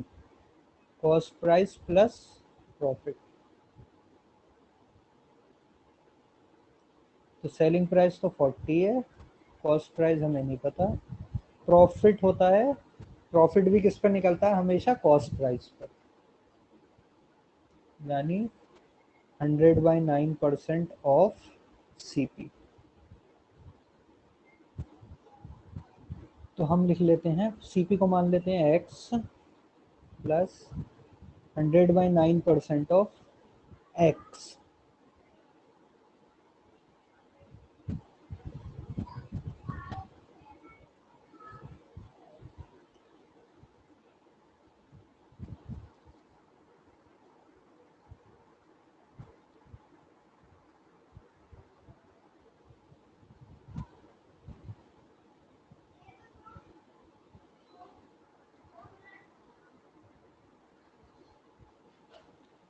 अब देखो यहाँ परसेंटेज ऑफ कॉस्ट प्राइस है, कॉस्ट प्राइस को हमने मान रखा है एक्स।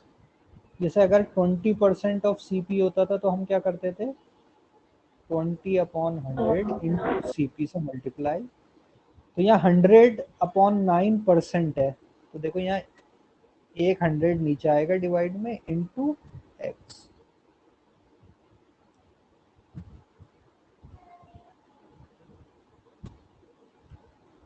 तो x की वैल्यू कितनी आ गई ये बताओ मुझे।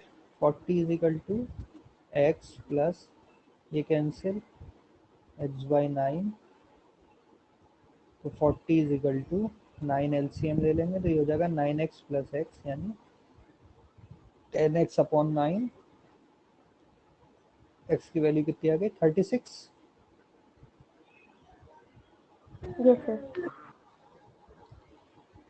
तो ये सिंपल बस एक कॉन्सेप्ट यूज हो गया इसमें प्रॉफिट एंड लॉस का, कि selling price is equal to cost price plus profit होता है। प्रॉफिट अगर परसेंटेज में होता है तो परसेंटेज ऑफ सीपी होता है। अगर प्रॉफिट तुमसे कोई कह रहा है कि मुझे 10% का प्रॉफिट हो रहा है, तो देखो परसेंट किसी चीज पर निकलती है। 10% का मतलब अपने आप में कुछ नहीं है कि भाई वो 100 रुपए का 10% है, 1000 रुपए का 10% है, 1 लाख का 10% है। कोई छोटा दुकान वाला है वो कहे कि मुझे 10% का प्रॉफिट हो रहा है, और टाटा वाले कहें कि हमें 10% का प्रॉफिट हो रहा है, तो दोनों के 10% बराबर नहीं होंगे ना। क्या है, वो 10% ही रहे, लेकिन वो जो छोटा दुकान वाला वो अपने दुकान के सामान के हिसाब से निकालेगा कि मुझे 10% इतने बने, और टाटा जो पूरे वर्ल्ड में बिजनेस कर रहे हैं उनका 10% उसके टोटल बिजनेस का 10% होगा। तो परसेंट हमेशा किसी न किसी चीज पे निकलता है। तो प्रॉफिट या लॉस परसेंट जो होती है वो हमेशा किस पे निकलती है? कॉस्ट प्राइस पे। प्रॉफिट भी हम कॉस्ट प्राइस पे बताते हैं कितने परसेंट प्रॉफिट, और लॉस भी कॉस्ट प्राइस पे। डिस्काउंट किस पे निकलता है? कोई कह रहा है कि मुझे 10% का डिस्काउंट है, तो कौन सी वाली कॉस्ट पे देते हैं वो 10%? तो मार्कअप प्राइस। मार्क प्राइस पे। तो हर एक का परसेंट के साथ तुम्हें ये क्लियर होनी चाहिए किसकी परसेंट की बात हो रही। तो प्रॉफिट 100/9% है, तो किस पे निकालना है? सीपी पे। प्रॉफिट लॉस ऑलवेज किस पे निकलता है? सीपी पे। तो हमें कॉस्ट प्राइस पता चल गई 36। अब हम एलिवेशन यूज कर सकते हैं। अब हमें ये पता है कि हमें 24 रुपए वाला बार्ले और 38 रुपए वाला बार्ले ऐसे मिक्स करना है कि हमारी कॉस्ट प्राइस कितनी हो जाए? 36। अब ये सिंपल है, 38 माइनस 36 हो गया 2, और 36 माइनस 24 हो गया 12। तो किस रेशो में मिक्स करना होगा? 1:6 के रेशो में। यानी चीप वाला जो है वो 1 पार्ट होंगे और महंगा वाला जो है उसके 6 पार्ट होंगे। इस तरीके से हम मिक्स करेंगे तो हमारी कॉस्ट प्राइस हो जाएगी 36, और उस 36 को जब हम 40 रुपए पे बेचेंगे तो हमें इतना % प्रॉफिट मिल जाएगा।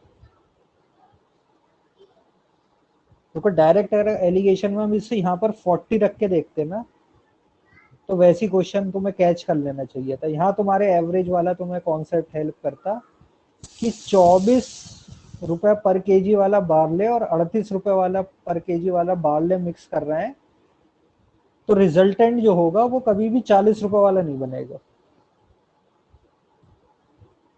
तो ये छोटी छोटी चीजें जब तुम्हें पता हो जाती तो तुम्हें ये सोचने में हेल्प करती हैं कि 40 का मतलब ये नहीं है कि हम वहां दोनों के बीच में 40 रख दें। यहाँ पर इस जगह पे हम 40 नहीं रख सकते।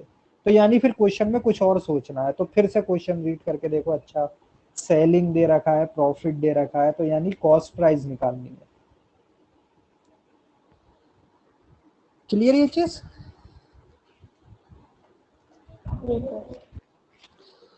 गुड।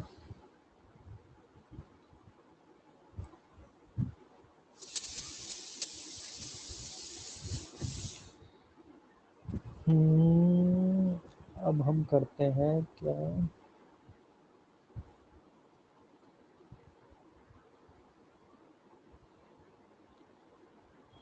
कुछ एवरेज के क्वेश्चन भी कर लेते हैं साथ में। Average age of a group of friends, average age दे रखी है, group of friends is 37 years if 6 new friends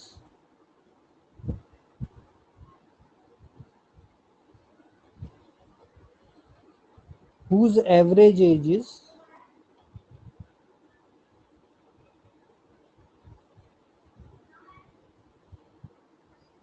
35 years join them,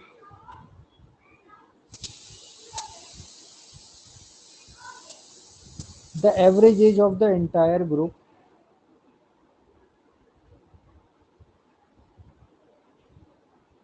age of the entire group becomes 36 years।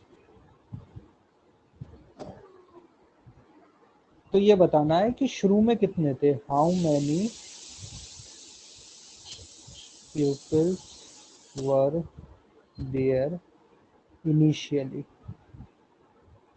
यानी जब स्टार्टिंग में ना average age of a group of friends, तो यहाँ कितने लोग थे ये बताना है हमें क्वेश्चन।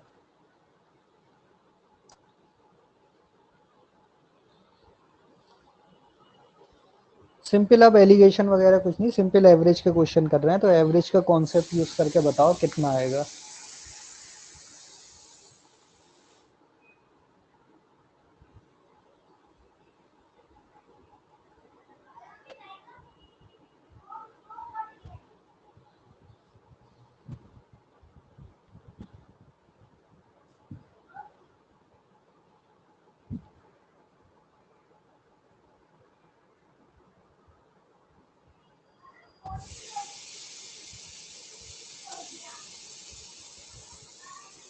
करने की कोशिश करो, कुछ तो शुरू करो इसमें।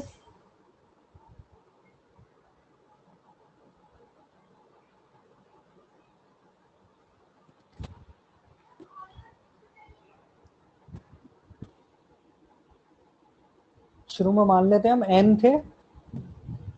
देखो एवरेज के इस क्वेश्चन में हमेशा हम क्या करते हैं, सम निकालते हैं, सम निकाल के हम रिलेट करने की कोशिश करते हैं।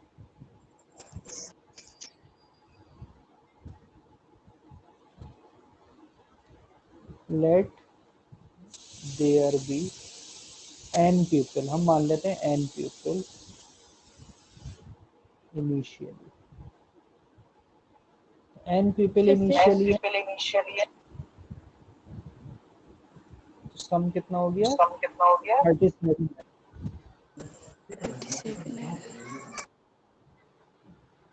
ये एवरेज 37 है, n लोग हैं तो उनका एवरेज हो गया 37n। फिर क्या हुआ, 6 न्यू फ्रेंड, कितने लोग और आए नए, 6, whose average age is 35, join them।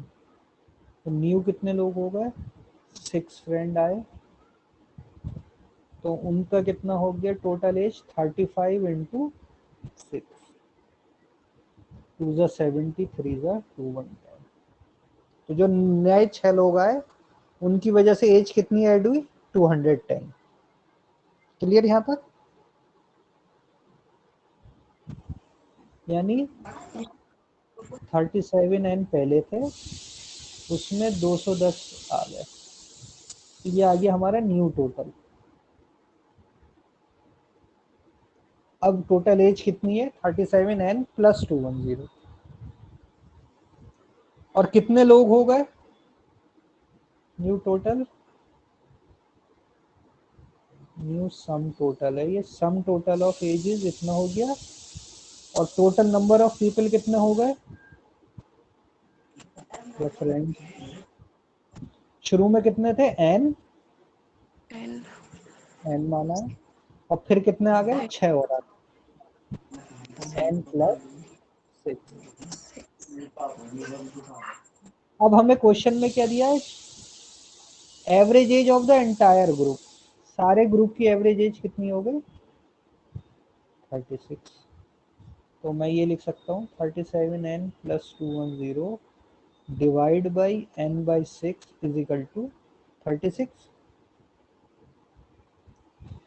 New average कितना हो गया, new total upon new total number of friend, तो 37n plus 210 divide by n by 6 is equal to 36। लिख सकते हैं ये 37n plus 210 is equal to 36 into n plus 6। इसे solve कर लो, n की वैल्यू आ जाएगी,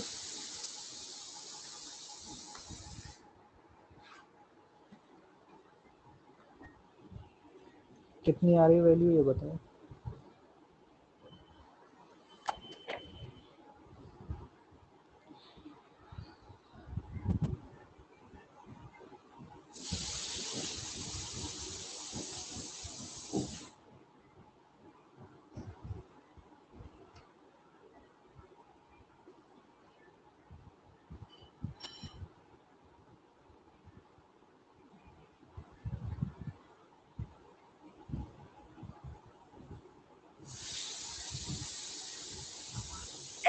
एन एन माइनस एन की वैल्यू 6 है।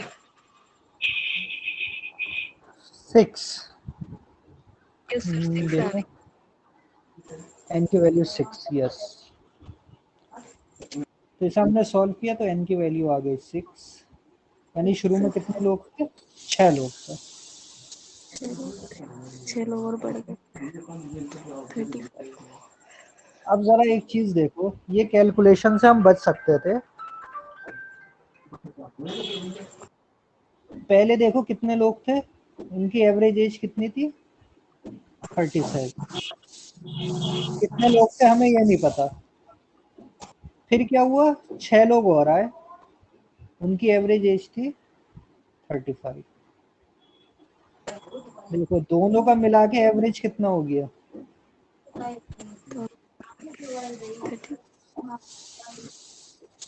36 हो गया ना। न्यू एवरेज कितना, 36। ये कब पॉसिबल है भाई, दोनों के बिल्कुल मिडिल में एवरेज कब आ सकता है, जब ये दोनों नंबर ऑफ क्वांटिटीज आपस में क्या हो,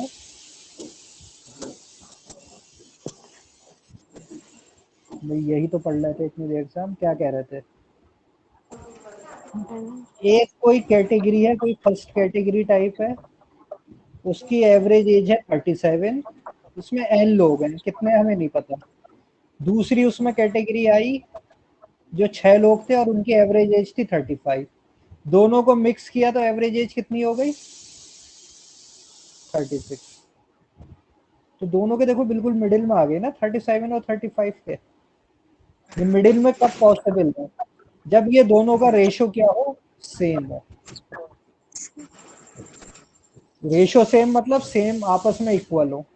तो अगर ये 6 है तो n की वैल्यू भी क्या होनी चाहिए थी, 6।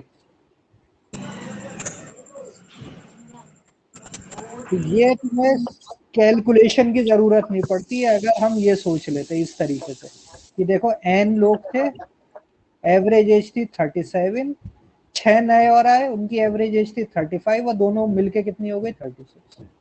तो यानी दोनों आपस में क्या होने चाहिए था, इक्वल। तो डायरेक्ट हम आंसर कर सकते हैं। अगर नहीं कर पा रहे, नहीं सोच पा रहे, तो ये प्रोसेस तो आनी चाहिए आपको।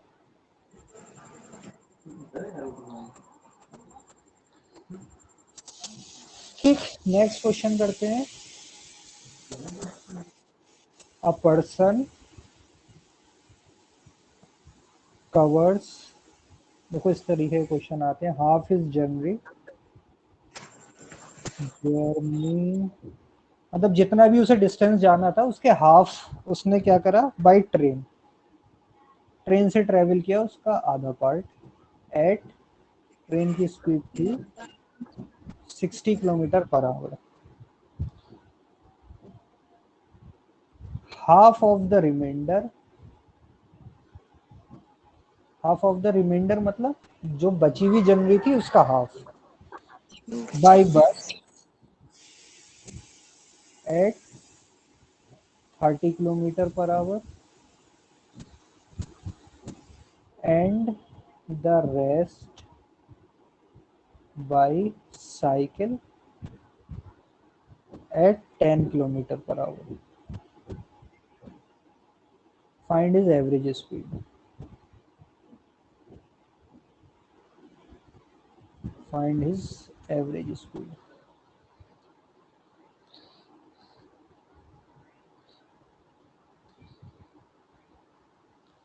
अब देखो इसमें क्या कर सकते हैं हम।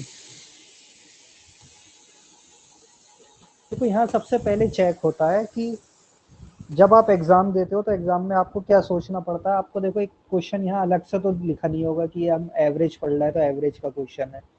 एक तो आपको सबसे पहले क्वेश्चन देख के आइडेंटिफाई करना है, अच्छा ये हमने एवरेज में कुछ ऐसा पढ़ा था, या फिर टाइम स्पीड वाला जो चैप्टर पढ़ेंगे अभी हम उसमें भी ये सब चीजें आएंगी। तो या तो ये एवरेज का क्वेश्चन है या टाइम स्पीड का क्वेश्चन है। तो पहली चीज तो ये आइडेंटिफाई होनी चाहिए।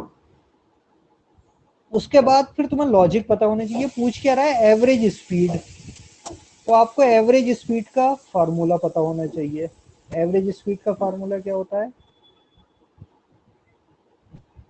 Total distance upon total time.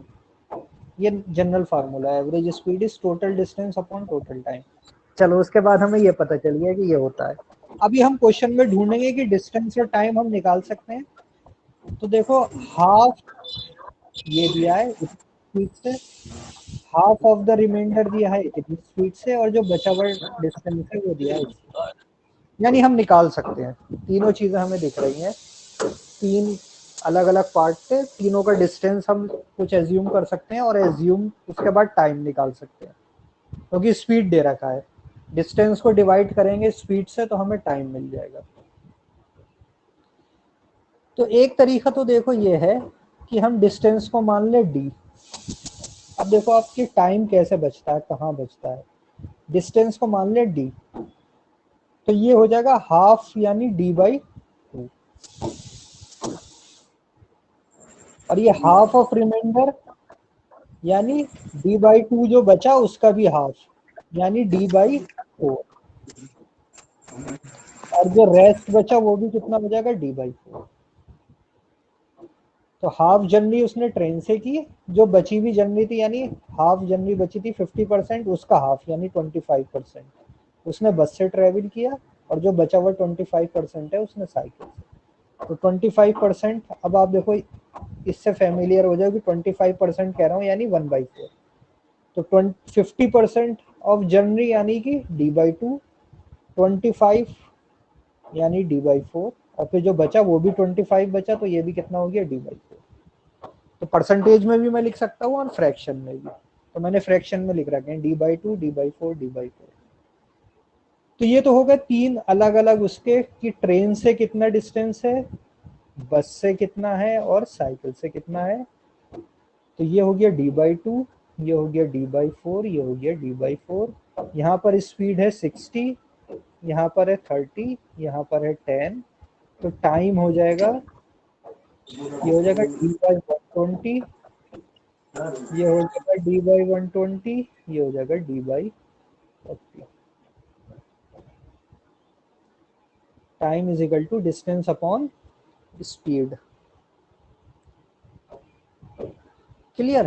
तो ये 3 टाइम आ गया। तो एक तरीका तो ये था कि मैं इसको d/120, अब टोटल डिस्टेंस तो d है, ये d/120 plus d/120 plus d/40, इन सबको कैलकुलेट करता रहूं, आंसर तो आ जाएगा लेकिन टाइम ज्यादा लगेगा। तो क्यों ना हम कुछ अपना माइंड अप्लाई करें, कुछ ऐसे शॉर्टकट ढूंढे कि हमारी कैलकुलेशन इजी हो जाए।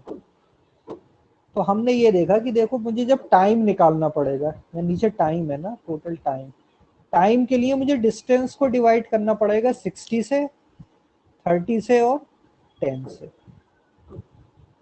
इस स्टेप को मैंने मेंटली सोच लिया कि मैं जब टाइम लिखूंगा, या मैंने लिखा पेपर पे, तो मैंने देखा कि अब मुझे इसे डिवाइड करना पड़ रहा है 60, 30 और 10 से। और देखो डिस्टेंस क्वेश्चन में कहीं भी नहीं गिवन है, ना उसकी जरूरत है कहीं। डिस्टेंस यानी तुम डी भी ले सकते हो। अगर मैं थोड़ा और दिमाग लगाता तो मैं क्या करता, डिस्टेंस को क्या ले लेता, 4d। हम डिस्टेंस एज्यूम कर लेते 4d। तो 4d से देखो 4d का हाफ हो जाता है 2d, और ये हो जाता है d, ये हो जाता है d। तो थोड़ी सी कैलकुलेशन इजी हो जाती, ठीक है। लेकिन मैं अगर इसको ना तो d लूं ना ही 4d लूं, मैं अगर डिस्टेंस ले लूं 120 किलोमीटर, तो क्वेश्चन पे कोई फर्क पड़ेगा? डिस्टेंस तो कुछ भी हो सकता है ना। मैंने डिस्टेंस क्या ले लिया, 120 किलोमीटर। क्यों लिया 120?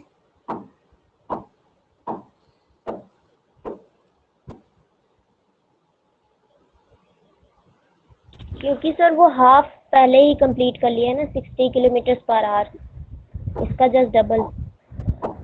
नहीं नहीं नहीं, देखो मैंने यहाँ देखो, जब तुमने टाइम निकाला तो टाइम देखो d/120 आ रहा था, d/120 आ रहा था, और d/40 आ रहा था।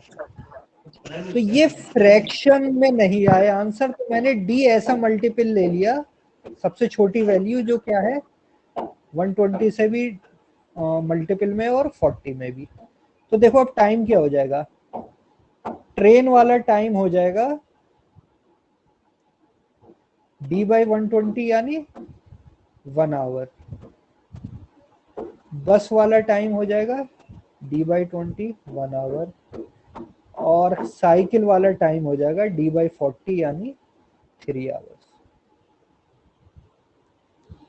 यानी वो जो जनरली चल रहा था उसमें ट्रेन में उसे 1 आवर लगे, बस में भी 1 आवर लगे, और साइकिल में 3 आवर्स। अब देखो एवरेज स्पीड का जो फार्मूला है, total distance upon total time, ये डीवी के टर्म में कुछ नहीं करा, सीधे क्या आंसर हो जाएगा, टोटल डिस्टेंस 120, टोटल टाइम 1 + 1 + 3 यानी 5 को 120 से डिवाइड किया, आंसर हो गया 24 किलोमीटर पर आवर। ये एवरेज स्पीड आ गई।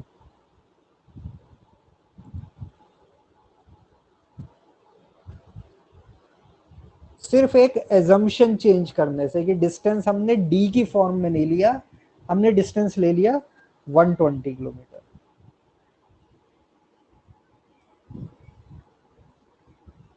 तो ये चीजें शॉर्टकट्स होती हैं जो कि हमें समझनी होती हैं, कि अगर ट्रेन से वो चला था, टोटल डिस्टेंस था डी, ट्रेन से वो चला हाफ 60 की स्पीड से, तो टाइम जो होगा वो होगा d/120, distance upon time.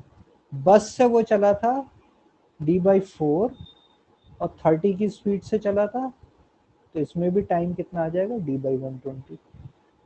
Cycle से d/4 था और स्पीड थी 10, तो यहाँ टाइम आ गया d/40।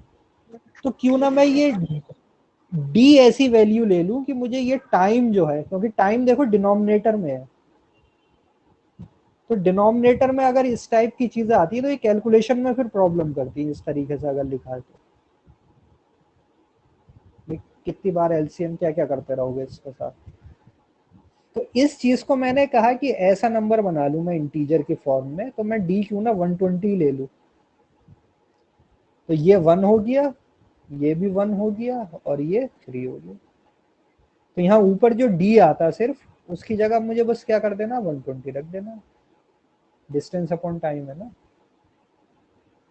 ये एवरेज स्पीड आ जाएगी। तो सिर्फ एक एजम्पशन हमारा चेंज हुआ, डी की मैंने 120 किलोमीटर ले लिया, तो आंसर आ गया।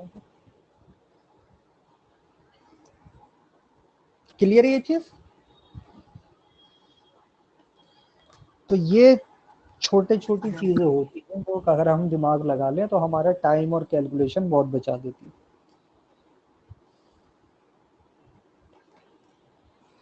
नेक्स्ट क्वेश्चन पर आते हैं। हमारा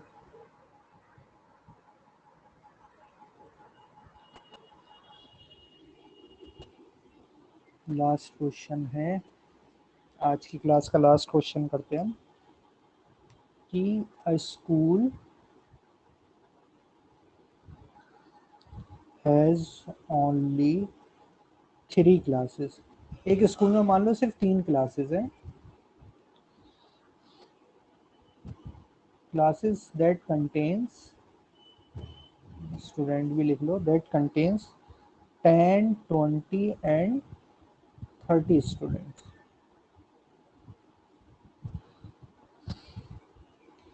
Pass percentage of these classes are, pass percentage are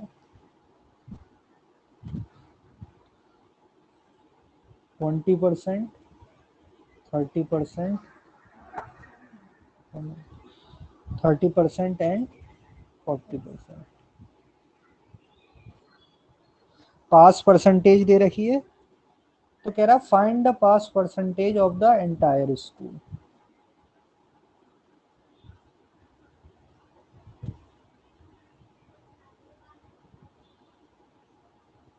पूरे स्कूल की कितनी पास परसेंटेज है ये बताना है। तो देखो एक तरीका तो ये था कि हम क्या करते, वेटेड एवरेज बनाते। 3 टाइप की क्लासेस थी ना, उसको मिक्स कर रहे हैं हम, तो हो जाती एवरेज इनकी पास परसेंटेज हो जाती। पहली क्लास में कितने बच्चे थे, 10, 10 इंटू कितनी परसेंटेज था पासिंग, 20, 20% को हम लिख सकते हैं 0.2। अब देखो ये परसेंटेज को कभी फ्रैक्शन में कन्वर्ट कर रहे हैं हम, कभी डेसिमल में कर रहे हैं, अपने हिसाब से, जहाँ कैलकुलेशन में जो चीज़ ईजी है। अगर यहाँ कहीं फ्रैक्शंस होते तो फ्रैक्शन को फ्रैक्शन से मल्टीप्लाई करते, यहाँ 10 है तो 0.2 से ज़्यादा ईजी मल्टीप्लाई करना है। देन सेकंड क्लास में कितने बच्चे, 20, और उसकी पास परसेंटेज है 30, प्लस यहाँ पर 30 स्टूडेंट है और इसकी पास परसेंटेज कितनी है, 40, 40% को लिख सकते हैं 0.4 अपॉन नंबर ऑफ स्टूडेंट। ये आ गया हमारे पास 28.3%। 28। देखो नहीं, ये 10 से ये डेसिमल हट गया, ये बचा सिर्फ 2 प्लस 6 प्लस प्लस 9 12, 3 4 12 अपॉन 60। तो 12 प्लस 6 18 डिवाइड बाई 2 20/60, यानी 1/3। 1/3 कितना होता है परसेंटेज में, इक्विवेलेंट फ्रैक्शन में हमने पढ़ा था 33। 33.33। तो अब ये देखो, ये तुम्हारा टाइम बचाते, 1/3 आंसर पता चला ऑप्शन में परसेंटेज में, तो आपको डायरेक्ट पता है कि 1/3 का मतलब है 13.33। वहां पर ये सोचना नहीं कि कैलकुलेशन करेंगे भाई कितना होगा, इसकी कोई ज़रूरत नहीं।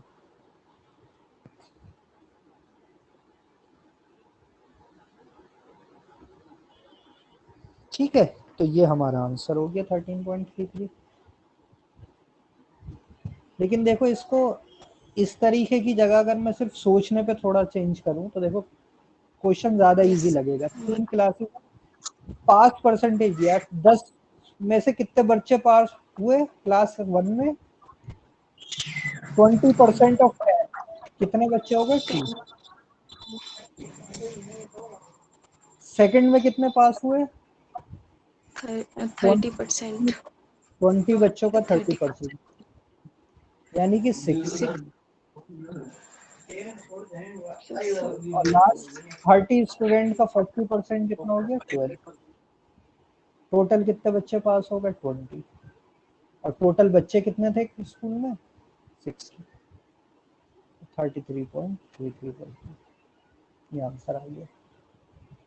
मतलब वही चीज कर रहे हैं यहाँ, उसको एक कि फार्मूला बनाना है कि फार्मूले से ही करना है, वो जरूरत नहीं है। अगर आप लॉजिक से अपने हिसाब से समझ सकते हो कि अच्छा 20% बच्चे पास हुए 10% के, तो ये पहली क्लास के बच्चे आ गए, ये दूसरी क्लास के कितने बच्चे पास हुए, ये तीसरे के कितने हुए।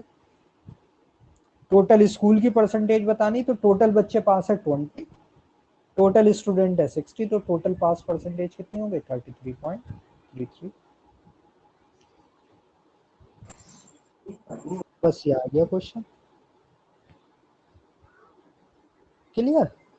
तो देखो क्वेश्चन तुम्हारे फार्मूले से भी हो जाते हैं, लॉजिक से भी हो जाते हैं। बस ये होता है किसी में ज्यादा टाइम लगता है, किसी में कम टाइम लगता है। तो वहाँ कंफ्यूज मत होना कि इस तरीके का तो हमने एक फार्मूला अलग सा पढ़ा था कि उसी फार्मूले से ही करना है। फार्मूले पे तब जाना चाहिए जब सिंपल लॉजिक से आपके समझ में ना आ रहा हो, तो कि अच्छा ये स्टैंडर्ड फार्मूला था, अब हम ऐसे करेंगे, या फिर पूरी इक्वेशन बनाएंगे। तो अब धीरे धीरे तुमने जैसे परसेंटेज, रेशो, प्रोपोर्शन, ये सब बेसिक चीजें सीख ली हैं। यही चीजें आगे के चैप्टर में ज्यादा प्रॉब्लम करती हैं। तो अब अगर ये चीजें समझ में आ गई तो आगे की चीजें अब जल्दी इजी समझ में आएंगी।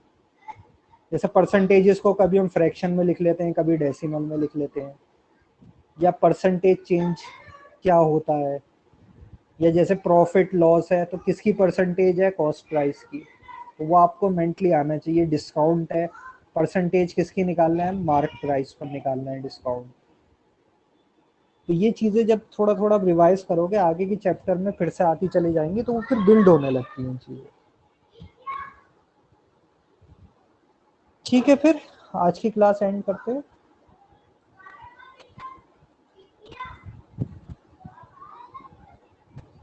ठीक है आयशा, फोके और तंजीम, हाँ अभी मैं 2 दिन के लिए मुझे जाना है घर, तो कल परसों क्लास नहीं होगी। क्लास होगी अब फ्राइडे में। और तब तक तुम ये काम करो कि एवरेज, मिक्सचर, एलिगेशन के क्वेश्चन करो। ये जो चैप्टर है ये आगे के कई का पूरा बेस है। इसको जितने अच्छे से कर लोगी चैप्टर को, आगे तुम्हारे परसेंटेज के कॉन्सेप्ट में भी ये कहीं ना कहीं लग जाता है, रेशो प्रोपोर्शन में भी, डीआई में भी। तो ये तो अच्छे से कर लो। और दूसरा, फ्राइडे में हम करेंगे टाइम एंड वर्क का चैप्टर। तो टाइम एंड वर्क अच्छे से पढ़ लेना। पिछले साल जामिया में बहुत क्वेश्चन आए थे टाइम एंड वर्क के, 10-12 क्वेश्चन तो थे एटलीस्ट। तो टाइम एंड वर्क पे अच्छे क्वेश्चन आते हैं, उसको अच्छे से कर लेना। 2 दिन का टाइम मिल रहा है, टाइम एंड वर्क अच्छे से करो। तो फिर हम फ्राइडे में टाइम एंड वर्क करेंगे और सैटरडे में फिर क्वेश्चंस करेंगे टाइम एंड वर्क पर, जामिया के और पुराने क्वेश्चन। ठीक है?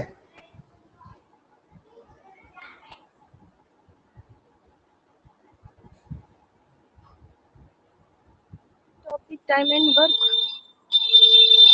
हाँ ठीक है, फिर क्लास एंड करते हैं आज। Okay sir. Okay sir.